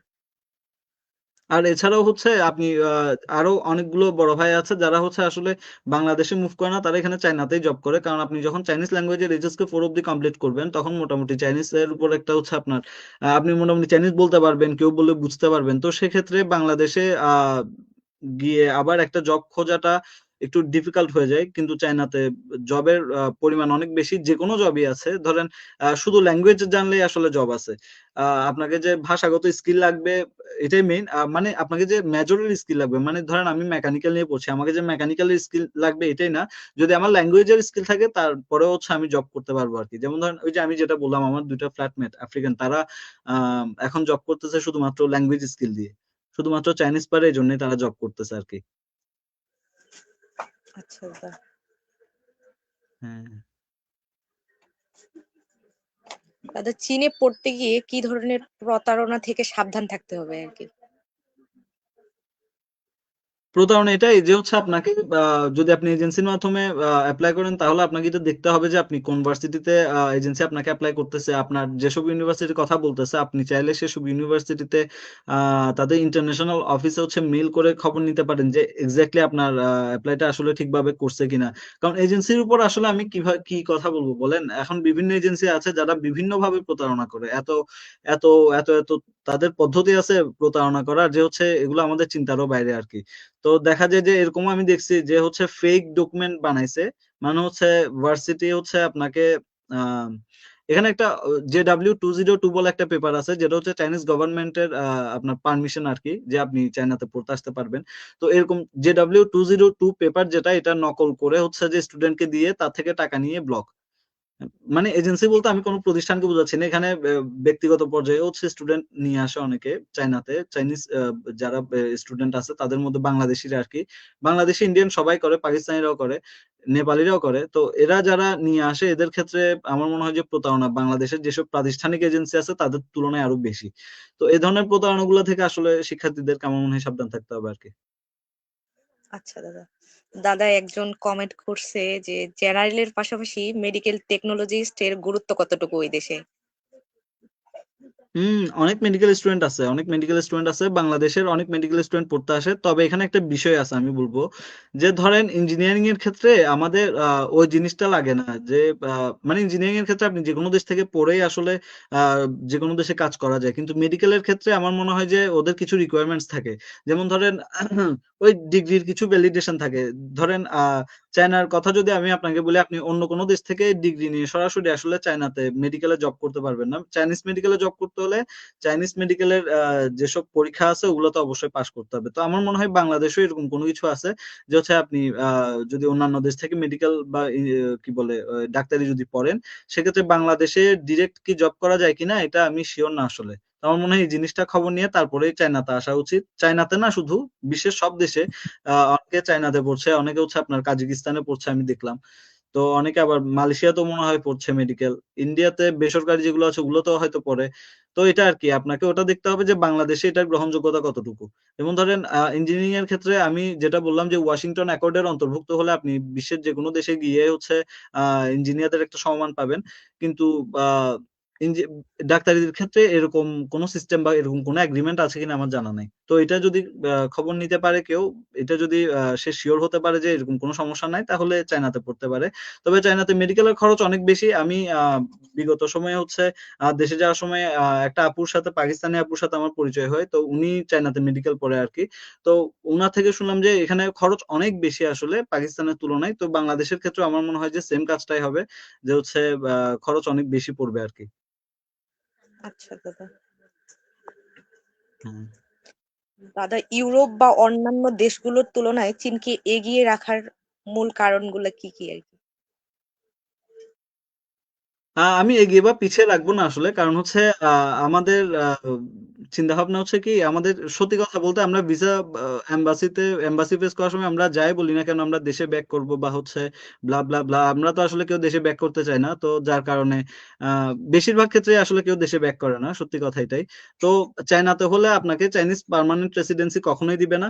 আপনাকে এখানে আপনি যতদিনই থাকেন, আপনি যদি একদম বৃদ্ধ বয়স পর্যন্ত থাকেন, আপনাকে এখানে ভিসা হচ্ছে রিনিউ করে থাকতে হবে, এবং একটা সময় পর যদি আপনার এখানে আপনি যদি আর জব করতে না পারেন, সেক্ষেত্রে আপনাকে বাংলাদেশে ব্যাক করতে হবে। ঠিক আছে? ইন্ডিয়ার ক্ষেত্রেও সেম। ইন্ডিয়াতে যারা পড়াশোনা করতে যায় তাদের ক্ষেত্রে আহ, তারা তো জবও পায় না। ইন্ডিয়ার ক্ষেত্রে হচ্ছে আপনি জাস্ট পড়াশোনাটাই করতে পারবেন, আপনি ওখানে জবও কিন্তু পাবেন না। আপনাকে পড়াশোনার পরে হচ্ছে অন্য দেশে মুভ করতে হবে বা বাংলাদেশে চলে আসতে হবে। কিন্তু চায়নার ক্ষেত্রে একটা জায়গায় বেটার যে হচ্ছে তারা এখানে আপনাকে জবের সুযোগ দিবে, এবং যতদিন আপনি কেপেবল জব করার জন্য ততদিনই আপনি আসলে থাকতে পারবেন, এরপরে আপনাকে দেশে মুভ করতে হবে। কিন্তু ইউরোপের ক্ষেত্রে হয় কি, যে আপনি ওখানে গেলেন, ওখানে যদি পার্মানেন্ট রেসিডেন্সি পেয়ে যান তাহলে তো হলোই, ওখানেই আপনি সেটেল হয়ে যাচ্ছেন। তাহলে আমি মনে করি না যে হচ্ছে আমি ইউরোপ থেকে চায়নাকে এই দিক থেকে এগিয়ে রাখবো, কখনোই রাখবো না।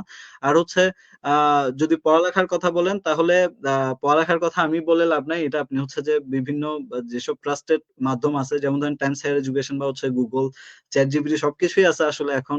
তো এগুলোতে আপনি দেখতে পারেন যে হচ্ছে আমার মনে হয় না যে চাইনিজ যেসব ভালো ইউনিভার্সিটি গুলো আছে সেগুলো কোনো অংশে আমার মনে হয় যে ইউরোপ থেকে পিছিয়ে আছে, এরকম আমি বলবো না। এটলিস্ট পড়ালেখার ক্ষেত্রে বলবো না। বা জব সেক্টরের ক্ষেত্রে যদি বলি, জব সেক্টরে হচ্ছে আপনি চায়নাতে যে টাকা আর্ন করতে পারবেন ইউরোপে তার থেকে বেশি আর্ন করতে পারবেন, এটাই সত্যি কথা। কারণ আহ এখানে আপনি, তবে এখানে একটা বিষয় আছে, যেমন ধরুন চায়নাতে আর্ন করার পরও আপনার নিজের খরচ কম হয়, যেটা ইউরোপে অনেক বেশি হয় আর কি। ইউরোপে ধরেন, ইউরোপ বা হচ্ছে ওয়েস্টার্ন কান্ট্রিজ যেগুলো আছে সেগুলোতে আপনি টাকা আর্ন করার পরও যেটা লিভিং কস্ট সেটা অনেক বেশি পড়ে। ফলে তারপরও যা থাকে তাও আসলে বাংলাদেশের পার্সপেক্টিভে অনেক টাকা। তো চায়নার ক্ষেত্রে হচ্ছে চায়নাতে যারা জব করে তাদের বিশেষ করে অ্যাকোমোডেশন ফ্রি থাকে, তারা কোম্পানি থেকেই হচ্ছে ঘর পায় আর কি, তারা ওখানেই থাকে। তো অ্যাপার্টমেন্ট পায়, তারা ওখানেই থাকে। প্লাস হচ্ছে যে তাদের যে ফুড কস্ট সেটাও ফ্রি থাকে, তারা যে কোম্পানিতে জব করে ওই কোম্পানিতেই খাওয়া দাওয়া করতে পারে। তো ইভেন তার ফ্যামিলির খরচটা শুধু তাকে বিয়ার করা লাগে, চায়নাতে যারা জব করে আর কি। তো এই দিক থেকে আমি বলবো যে চায়নাতে লিভিং কস্ট কম, এবং লাইফস্টাইল অনেক ভালো, সিকিউর অনেক। সবকিছু টেকনোলজি নির্ভর হওয়ায় খুবই ভালো লাগে আর কি আসলে। তো ইউরোপে তো আমি যাই নাই আসলে, তা বলতে পারবো না, কিন্তু যতটুকু শুনেছি আর কি তাতে ইউরোপের লাইফস্টাইল অনেক ভালো। তো এটা আসলে তেমন একটা কম্পারিজন করার কিছু নাই। তবে যদি আমি বলি যে একেবারে মানে একেবারে সেটেল হয়ে যাওয়ার যে বিষয়টা, সেটা Europe far far better China থেকে। কারণ চায়নাতে একেবারে সেটেল হওয়ার কোনো অবস্থাই নেই, কোনো সুযোগই নেই। আর যদি ইউরোপের ক্ষেত্রেও ধরেন, অনেক দেশ আছে যেখানে ইংলিশ না, যেখানে ইউরোপিয়ান ল্যাঙ্গুয়েজ, বিভিন্ন ল্যাঙ্গুয়েজ থেকে, যেমন ইতালিতে ইতালিয়ান, ফ্রান্সে ফ্রেঞ্চ। তো ওইসব দেশেও আমার মনে হয় যে বাস করার একটু কষ্ট, কারণ হচ্ছে যে বিভিন্ন দেশের ভাষা শেখাটা তো আসলে একটু কষ্টকর। তো যেসব ইংলিশ স্পিকিং কান্ট্রি আছে আমার মনে হয় যে সেগুলো তুলনামূলক বেটার আর কি।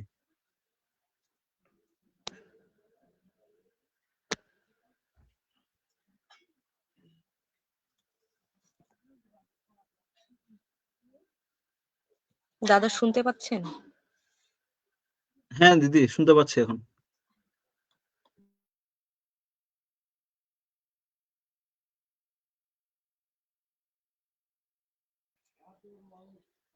আমি শুনতে পাচ্ছি না, আমার ফোনে একটা কল আসছিল, এই জন্য এখন আপনার কথাই শুনতে পাচ্ছি না।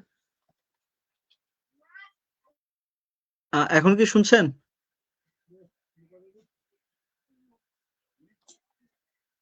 এখন শুনছেন দি ভাই? হ্যালো?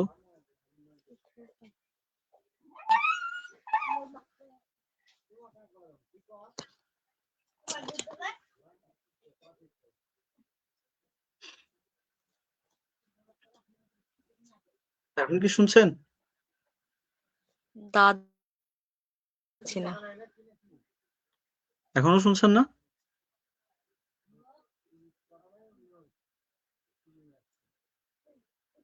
এখন শুনছেন?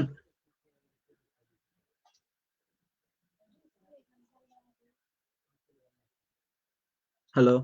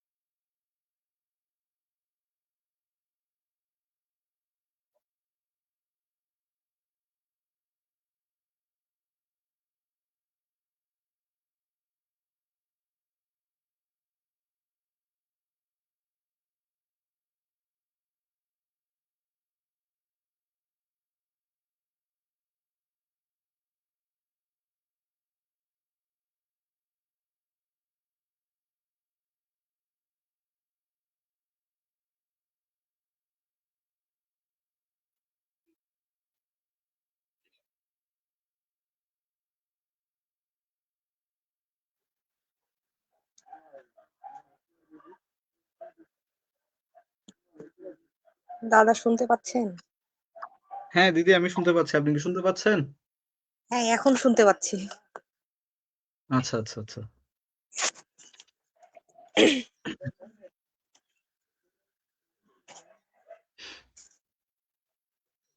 দাদা, পরবর্তী প্রশ্নে যাচ্ছি তাহলে।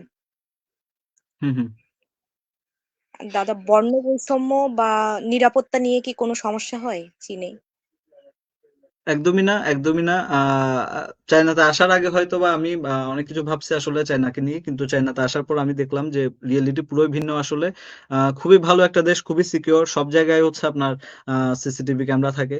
তো যার কারণে যে নিরাপত্তা জনিত শঙ্কা যেটা, এটা চায়নাতে একদমই নাই। প্লাস হচ্ছে আহ আমি বলবো যে আসলে কারোই নেই, কোনো বিষয়ে নেই। যেমন ধরেন বর্ণ বৈষম্য যেটা বললেন, আহ চায়নাতে আমি এটা কখনো ফেস করি নাই যে হচ্ছে তারা রেসিস্ট, এরকম কোনো কিছুই না। তারা অনেক রেসপেক্টফুল মানুষের প্রতি। তো হচ্ছে এটা নিয়ে আমার মনে হয় না যে কেউ একটা তেমন কেউ ঝামেলা মানে ফেস করছে বলে।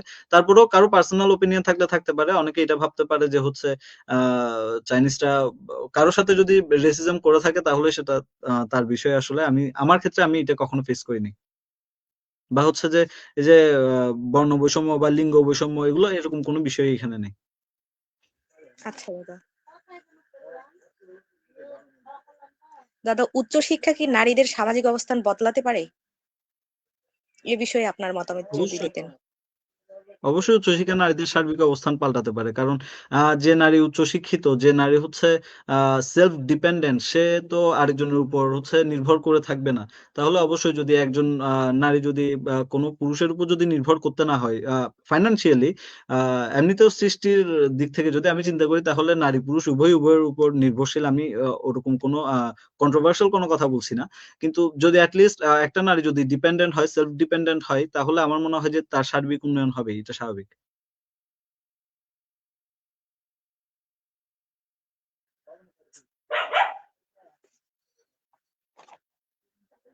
দাদা, একজন নারী শিক্ষার্থী চীনে পড়তে যেতে চাইলে সবচেয়ে আগে কি প্রস্তুতি নেওয়া দরকার তার? একজন নারী শিক্ষার্থীর জি দাদা। নারী শিক্ষার্থী হোক বা পুরুষ শিক্ষার্থী হোক, সবার জন্যই সেম, যে হচ্ছে ওই সেম প্রস্তুতি নিতে হবে। যে হচ্ছে একটা পাসপোর্ট করতে হবে প্রথমে, এরপরে হচ্ছে যে রিকমেন্ডেশন লেটার, তারপর হচ্ছে এসএসসি এইচএসসি সার্টিফিকেট, তারপর হচ্ছে ট্রান্সক্রিপ্ট, এগুলো সংগ্রহ করে এগুলোর প্রিন্টেড কপি লাগবে। তারপরে হচ্ছে আপনার তারপর হচ্ছে আপনার পুলিশ ক্লিয়ারেন্স, তারপর হচ্ছে ওই যে ব্যাংক স্টেটমেন্ট যেটা বললাম ওটাই, তারপর হচ্ছে এসওপি, স্টাডি অফ পারপাস যেটা ওটা, তারপর হচ্ছে যে একটা এক্সাম দিতে হবে। ওই এক্সামের বিষয় একটু বলি। এক্সামে হচ্ছে আপনার ফিজিক্স, তারপর হচ্ছে যে ম্যাথ, এই দুইটা সাবজেক্ট থেকে ইঞ্জিনিয়ারিং এর প্রশ্ন থাকে। তো প্রায় আপনার আমাদের সময় 300 মার্কের পরীক্ষা ছিল। এখন কত মার্কের পরীক্ষা আমি ঠিক বলতে পারবো না, কারণ চেঞ্জ করছে হয়তো। আর আমাদের সময় হচ্ছে কি প্রতিটা প্রশ্নের মান ভিন্ন ভিন্ন ছিল। যেটা 1 নম্বরের প্রশ্ন ছিল, সেটা থেকে যদি আপনি ভুল করতেন তাহলে 0.25 করে কেটে নিত, 0.25% করে কেটে নিবে। ধরেন কোন একটা প্রশ্ন 5 নম্বরের, সেখানে যদি সেটা যদি ভুল হয় তাহলে 5-এর 25% যেটা ধরেন আড়াই, 1.25 কেটে নিবে, ওরকম আরকি। তো এটা নারী শিক্ষার্থীদের জন্য আলাদা কোনো হচ্ছে যে আলাদা কোনো রিকোয়ারমেন্টস নাই। সবার জন্য রিকোয়ারমেন্টস সেম।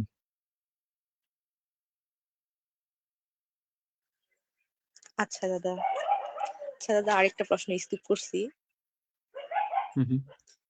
চীনে ব্যাচেলর, মাস্টার্স আর পিএইচডি এই তিনটি স্তরে আবেদনের মৌলিক যোগ্যতাগুলো কি কি?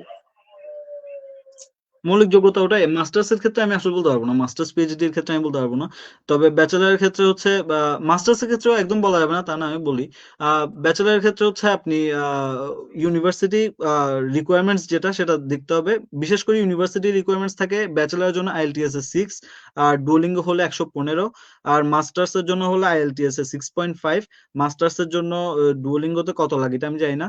তারপরে হচ্ছে ধরেন বেসিক রিকোয়ারমেন্টস হচ্ছে, ধরেন যারা ব্যাচেলারে আসবে তাদের তো এইচএসসি পরীক্ষা শেষ হয়েছে। তো এইচএসসি পরীক্ষাতে তাদের 70% মার্কস বা হচ্ছে 4 পয়েন্ট যেটা। তো এটাই একদম বেসিক রিকোয়ারমেন্টস। এরপরে হচ্ছে যে যে সাবজেক্টে আসবে তাকে ওই সাবজেক্টের অনুযায়ী হচ্ছে অ্যাসেসমেন্ট এক্সাম যেটা আরকি, ওইটা দেওয়া লাগবে। তো সেক্ষেত্রে হচ্ছে ওখানে একটা ভালো স্কোর যদি তুলতে পারেন তাহলে স্কলারশিপ পাওয়ার সম্ভাবনাটা বাড়তে থাকে আরকি। তো এগুলোই বেসিক রিকোয়ারমেন্টস একদম। আচ্ছা দাদা। উম, দাদা, আমাদের সমাজে এখনো কেন মেয়েদের ক্ষেত্রে বিয়ে আর যৌতুককে বেশি গুরুত্ব দেওয়া হয়, শিক্ষা নয়? এ বিষয়ে যদি কিছু বলতেন। আমাদের সমাজে আমাদের সমাজে দেওয়া হয় কারণ হচ্ছে আমাদের সমাজ আসলে দুই ভাগে বিভক্ত। আমি আমি আমার যতটুক সেন্স, আমি খুব বেশি এক্সপার্ট না এই বিষয়ে, তারপরও আমি যতটুক বুঝি তাতে হচ্ছে যে আমাদের সমাজে দুইটা পার্ট আছে, একটা প্রোগ্রেসিভ আর একটা হচ্ছে কনজারভেটিভ। তো যারা প্রোগ্রেসিভ ওদের ক্ষেত্রে তো আসলে এই যে মেয়েদের বিয়ে বা হচ্ছে যে যৌতুকের যে বিষয়টা, ওটা নিয়ে আসলে আমার মনে হয় না যারা প্রোগ্রেসিভ তাদের ক্ষেত্রে কোনো ঝামেলা আছে বলে। কিন্তু যারা কনজারভেটিভ তাদের ক্ষেত্রে আসলে এরকমটা হয়। যেমন ধরেন কনজারভেটিভের মধ্যে আহ প্রোগ্রেসিভ বলতে আমি এখানে তাদেরকে বুঝাই না যারা শুধু শিক্ষিত, আমি এখানে বললাম যে যাদের এথিক্স আছে, যাদের নৈতিকতা আছে তাদের বিষয়ে বললাম। তো আর কনজারভেটিভ যারা রক্ষণশীল তাদের ক্ষেত্রেও শিক্ষিত অশিক্ষিত দুইটাই আছে। তো যারা কনজারভেটিভ এর মধ্যে যারা এডুকেটেড তাদেরকে তো আপনি আসলে চাইলেও পরিবর্তন করতে পারবেন না, কারণ নারীর প্রতি বৈষম্য তাদের সবসময় থাকবে। যেমন কিছুদিন আগে মানে রিসেন্টলি একদম আমরা দেখলাম যে আমাদের একজন PM candidate, prime minister candidate, সেও বললো যে হচ্ছে কর্মজীবী নারী যারা বাইরে কাজ করেন, এনাদার ফর্ম অফ প্রস্টিটিউশন। তো এই ধরনের কথা যদি একজন পিএম ক্যান্ডিডেট বলে, তাহলে আপনি ওইসব শিক্ষিত রক্ষণশীল মানুষদের কাছ থেকে কি বা আশা করতে পারেন, তাই না? তো ওদেরকে আসলে চেঞ্জ করা যাবে না, ওদেরকে নিয়ে আমাদের চলতে হবে। আর যারা আনএডুকেটেড কনজারভেটিভ আছে তাদের মধ্যে যদি শিক্ষার প্রসার হয় তাহলে তারাও হচ্ছে যে আমার মনে হয় যে প্রোগ্রেসিভ প্রোগ্রেসিভ হবে, প্রগতিশীল হবে। ফলে এই যে নারীর প্রতি যে বৈষম্য বা হচ্ছে যে যৌতুকের যে বিষয়গুলো, এগুলো আমার মনে হয় কমে যাবে। আর এখানে আপনি নারীর প্রতি বৈষম্যের জন্য আমার মনে হয় যে স্পিচ দেওয়া বা বক্তৃতা দেওয়া থেকেও সবচেয়ে বেশি ইম্পর্টেন্ট কাজটা করতে পারে আসলে আমাদের যারা কালচারাল অ্যাক্টিভিস্ট আছে বা সংস্কৃতি কর্মী যারা আছে, তারা আসলে খুব ভালো একটা কাজ করতে পারে। কারণ স্পিচ বা বক্তৃতা যতটুকু না মানুষকে কানেক্ট করতে পারে, তার থেকেও গান কবিতা এসব বেশি হচ্ছে ইনফ্লুয়েন্সিয়াল আর কি। এগুলো খুব ইজিলি মানুষের সাথে কানেক্টেড হয়। তো এসবের মাধ্যমে আসলে আমার মনে হয় যে যারা এখনো গ্রামাঞ্চলে প্রান্তিক অঞ্চলে যারা হচ্ছে যে এসব সুপারস্টিশন বিশ্বাস করে, যারা সুপারস্টিশাস এখনো, যারা কুসংস্কারাচ্ছন্ন বিভিন্ন মানুষ, তারা আমার মনে হয় যে এসব সংস্কৃতি কর্মীরা যদি এই চর্চাটা করে যে গান কবিতার মাধ্যমে তাদেরকে জাগ্রত করবে বা সচেতন করবে, সমাজ সংস্কার করবে, তাহলে আমার মনে হয় যে সেটা একটা খুব বড় ভূমিকা রাখবে। এবং হচ্ছে যে নারীর প্রতি যে বৈষম্য, শুধু নারীর প্রতি বৈষম্য বলতে এখানে যৌতুক প্রথা না, এখানে আরো অনেকগুলো বিষয় আছে। যেমন ধরেন আর্লি ম্যারেজ, তারপর হচ্ছে প্রিম্যাচিওর প্রেগন্যান্সি, এই ধরনের অনেকগুলো ঝামেলা আছে। ডোমেস্টিক ভায়োলেন্সের শিকার হয় নারীরা। তো আমার মনে হয় যে যদি ওই যে কনজারভেটিভ মানুষগুলোকে যদি হচ্ছে প্রোগ্রেসিভে পরিণত করা যায়, তাহলে আমার মনে হয় যে যে এই নারীর প্রতি যে বৈষম্য সেটা কমে আসবে। দাদা, আপনার জানা কোনো নারী শিক্ষার্থীর গল্প কি আছে, যিনি যৌতুক নয় শিক্ষা বেছে নিয়েছিলেন? আমার ফ্রেন্ডরা তো সবাই, প্রায় তো সবাই, আমার ফ্রেন্ডরা তো দেখি সবাই অনেক ভালো ভালো জায়গায় পড়ালেখা করতেছে। আমার সাথেও চাইনাতে পড়ালেখা করতেছে, এরকম ফ্রেন্ডও আছে, মেয়ে ফ্রেন্ড যারা যারা হচ্ছে যে আসলে তাদের আসলে তাদেরকে ঘর থেকে আসলে ওই পারমিশনটা দিছে আর কি। তাদের ঘর থেকে হয়তো বা বিয়ের প্রেশারটা দেয় নাই, তো যার কারণে তারা এসব করতে পারতেছে। তো এখন বিয়ের প্রেশার দেওয়ার পরও কে আসলে পড়ালেখা করতেছে, এটা আসলে আমার জন্য একটু টাফ। এটা আমার জন্য যে একটু টাফ। আমি এরকমটা আসলে তেমন একটা দেখি নাই আসলে। দাদা, এই আর নারী কি। আমি শিক্ষার্থীদের অনেক চায়না হ্যাঁ, হ্যাঁ, হ্যাঁ। বলেন। নারী শিক্ষা চায়নাতে পড়াশোনার আগ্রহ কেমন, এ বিষয়ে যদি বলতেন কিছু। নারী শিক্ষার্থী প্রচুর। বাংলাদেশী তো আমি বলব যে যদি ছেলে-মেয়ে হিসাব করি তাহলে টোটাল যেসব স্টুডেন্ট তার মধ্যে প্রায় 50-50 বা 60-40 নারী শিক্ষার্থী প্রচুরই চায়নাতে পড়তে আসে। তার কারণ হচ্ছে যে চায়না একদম সিকিউর একটা প্লেস নারীদের জন্য। আ আ মোটামুটি আমি বলব যে নারীরা যেসব হেনস্থার শিকার বাংলাদেশে হয়, তো এসব এখানে কখনোই নাই। প্লাস হচ্ছে যে ধরেন বাংলাদেশে স্টুডেন্ট পলিটিক্স একটা অনেক বড় সমস্যা বিভিন্ন ইউনিভার্সিটি গুলোতে। এগুলো এখানে নাই। প্লাস র‍্যাগিং এর বিষয় থাকে বাংলাদেশের ইউনিভার্সিটি গুলোতে। আমি কখনো ফেস করিনি এগুলো, কারণ আমি যাই নাই। কিন্তু শুনছি আরকি। কিন্তু চায়নাতে এগুলোও নাই। তো আমার মনে হয় যে এসব কারণে নারীদের জন্য চায়না সেফ। এবং যারা মেয়ে আছে তারা শুধু চায়না না আসলে বাংলাদেশের বাইরে আমার মনে হয় যে অন্যান্য কান্ট্রি যেগুলো আছে, ইন্ডিয়ান সাবকন্টিনেন্ট বাদে বাকি সবগুলো কান্ট্রি আমার মনে হয় যে সেফ। যথেষ্ট সেফ মেয়েদের জন্য। যেমন ধরেন আমার পাশেই হচ্ছে, আমি চায়নার একদম পূর্ব পাশে। তো আমার পাশে হচ্ছে যে ওসাকা, তারপর হচ্ছে নাগাসাকি, জাপান। তো আমি দেখলাম ওখানেও প্রচুর মেয়ে স্টুডেন্ট আসে। ওরা হচ্ছে চায়নাতে ভিজিট করে বিভিন্ন সময়। মানে হচ্ছে যে ঘুরতে আসে আরকি। কারণ খুবই কাছে, বেশি দূরে না। জাস্ট একটা সমুদ্রের ডিফারেন্স। তারপরে হচ্ছে যে সাউথ কোরিয়াতে যারা আছে সেখানেও অনেক নারী শিক্ষার্থী পড়তে আসে। তো আমার মনে হয় যে নারী শিক্ষার্থীরা এইসব জায়গাগুলোতে আসলে যথেষ্ট সেফ, যথেষ্ট সেফ। আচ্ছা, আচ্ছা।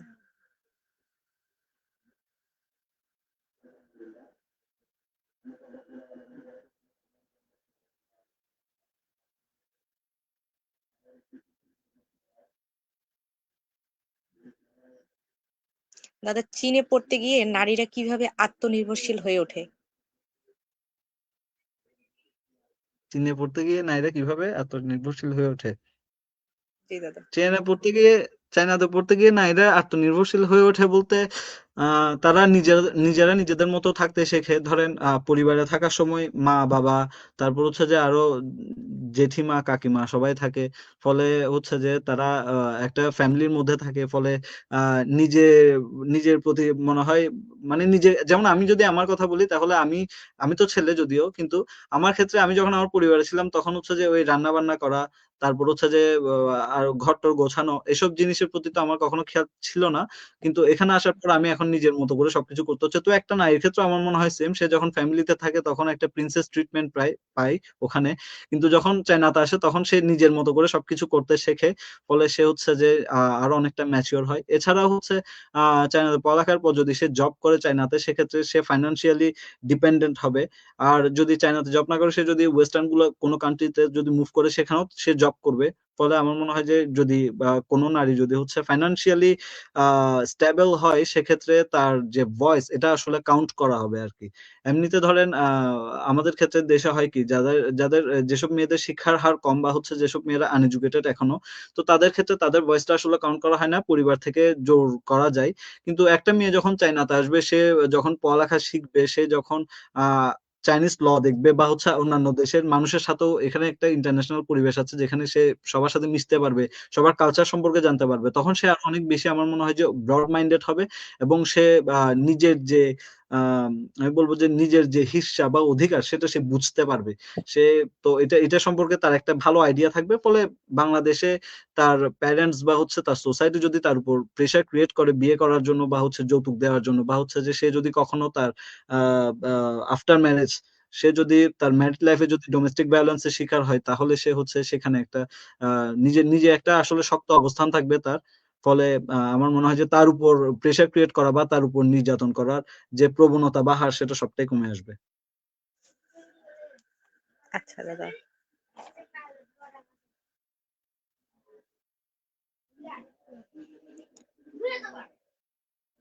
দাদা, এ বিষয়ে বাবা-মাদের উদ্দেশ্যে আপনি কি বার্তা দিতে চান? বাবা-মায়েদের উদ্দেশ্যে বার্তা একটাই থাকবে, যেমন আমার বাবা-মা আমাকে খুবই প্রেশারাইজ করছিল যে হচ্ছে তুমি ইন্ডিয়াতেই পড়তে যাও, কারণ ইন্ডিয়া হচ্ছে যে খুব ভালো দেশ। ওখানে আমাদের যে আমাদের সংস্কৃতি ওখানে সবচেয়ে ভালো। তো এই ধরনের প্রেশারাইজ যাতে আসলে বাবা-মা না করে, কারণ হচ্ছে যে স্টুডেন্টের জিনিসটা আসলে বুঝতে দিতে হবে যে হচ্ছে স্টুডেন্ট কি চায়। প্লাস হচ্ছে যে সবকিছু বিচার বিবেচনা করার ক্ষেত্রে বাবা-মা অবশ্যই একটা বড় ভূমিকা রাখতে পারে। তবে আ এটা ডিপেন্ড করছে আসলে যে হচ্ছে বাবা-মা সব অ্যাসপেক্ট কি বুঝতে পারছে কিনা।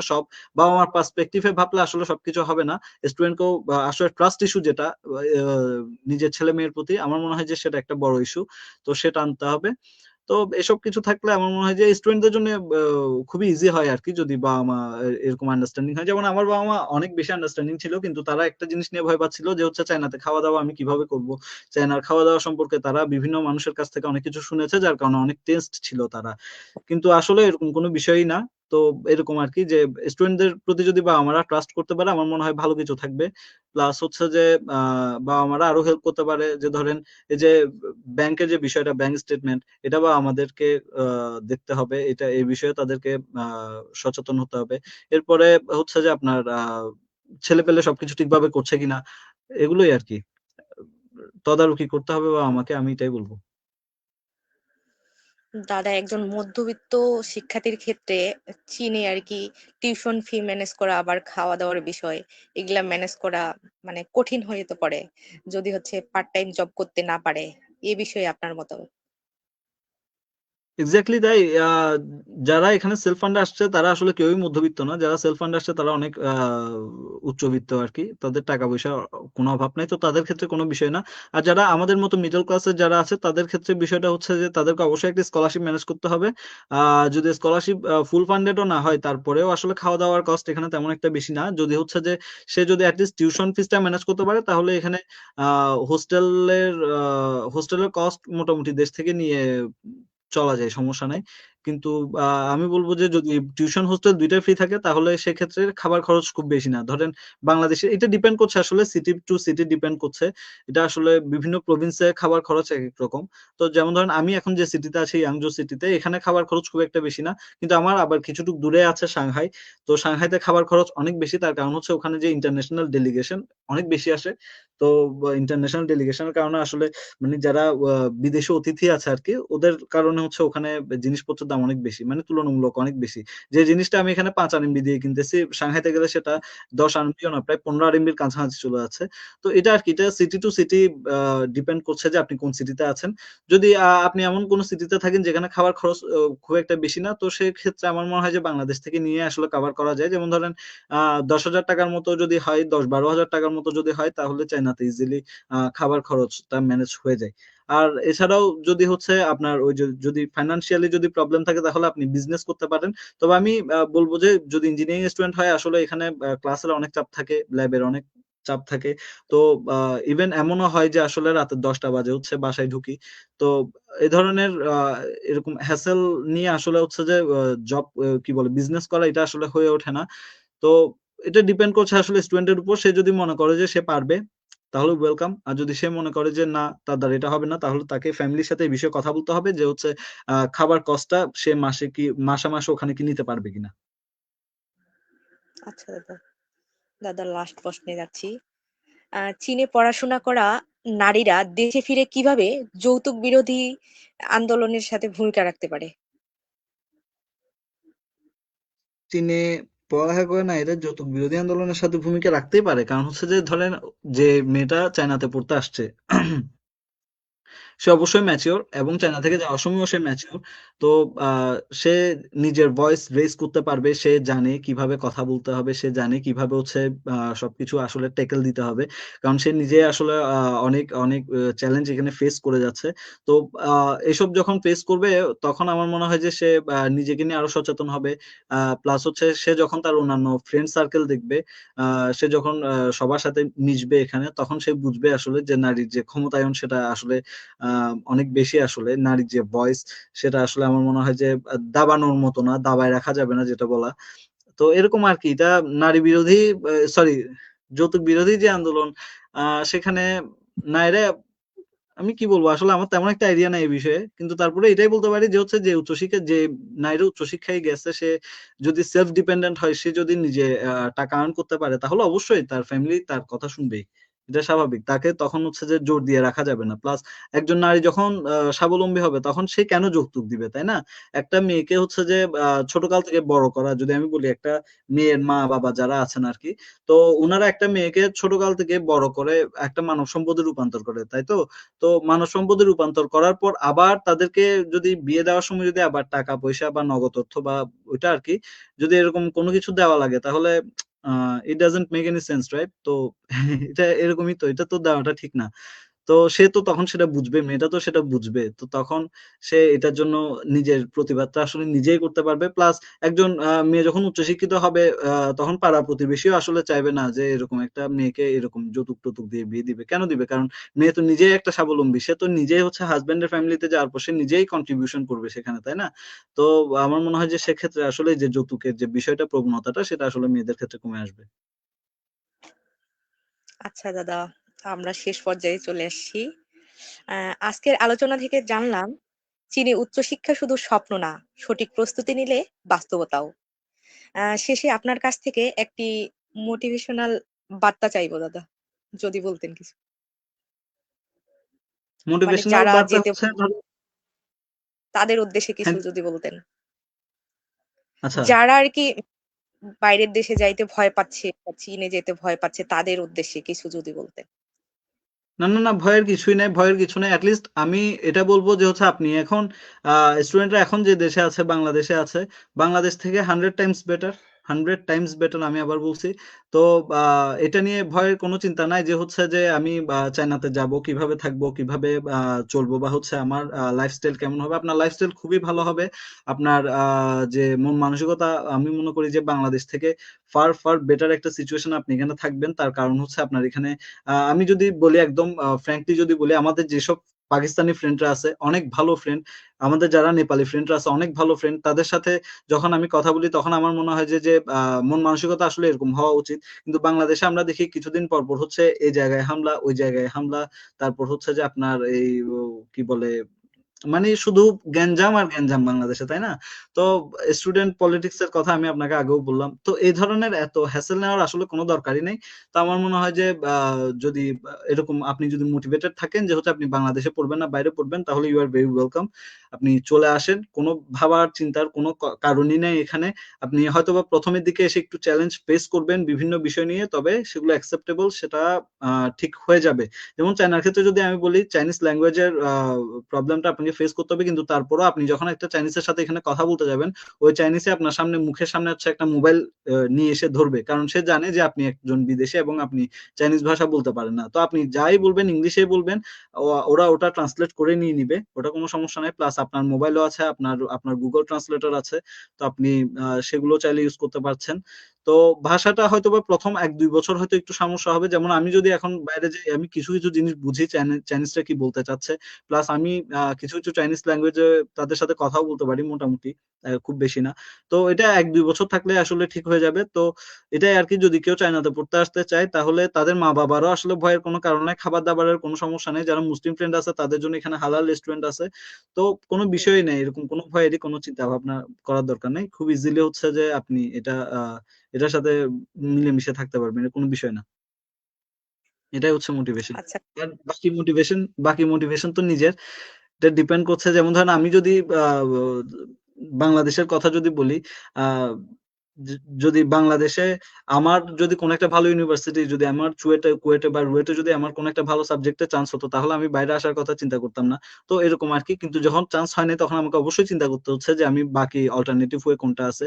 তো এটাই আমার মনে হয় যে একটা বিগেস্ট মোটিভেশন। কারণ হচ্ছে যে নিজের যে ক্যারিয়ার সেটা কিভাবে আগায় নিবে, এটা আ স্টুডেন্টের একটা বড় দায়িত্ব বা ডিউটি। তো সে তার এই রেসপনসিবিলিটিটা যখন থাকবে, তো এটাই আসলে একটা বিগেস্ট মোটিভেশন আরকি। তখন আর কোনো মোটিভেশনের দরকার পড়ে না। আচ্ছা দাদা, আমরা অনুষ্ঠানের শেষ পর্যায়ে চলে আসছি।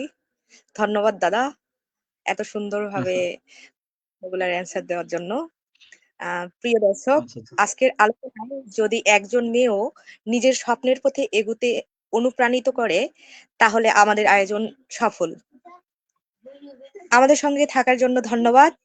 আবার দেখা হবে নতুন গুরুত্বপূর্ণ বিষয় নিয়ে। ধন্যবাদ দিবেন। ধন্য ধন্যবাদ দাদা, আপনাকে আবারও ধন্যবাদ আমাদের সাথে এতক্ষণ আচ্ছা। থাকার জন্য।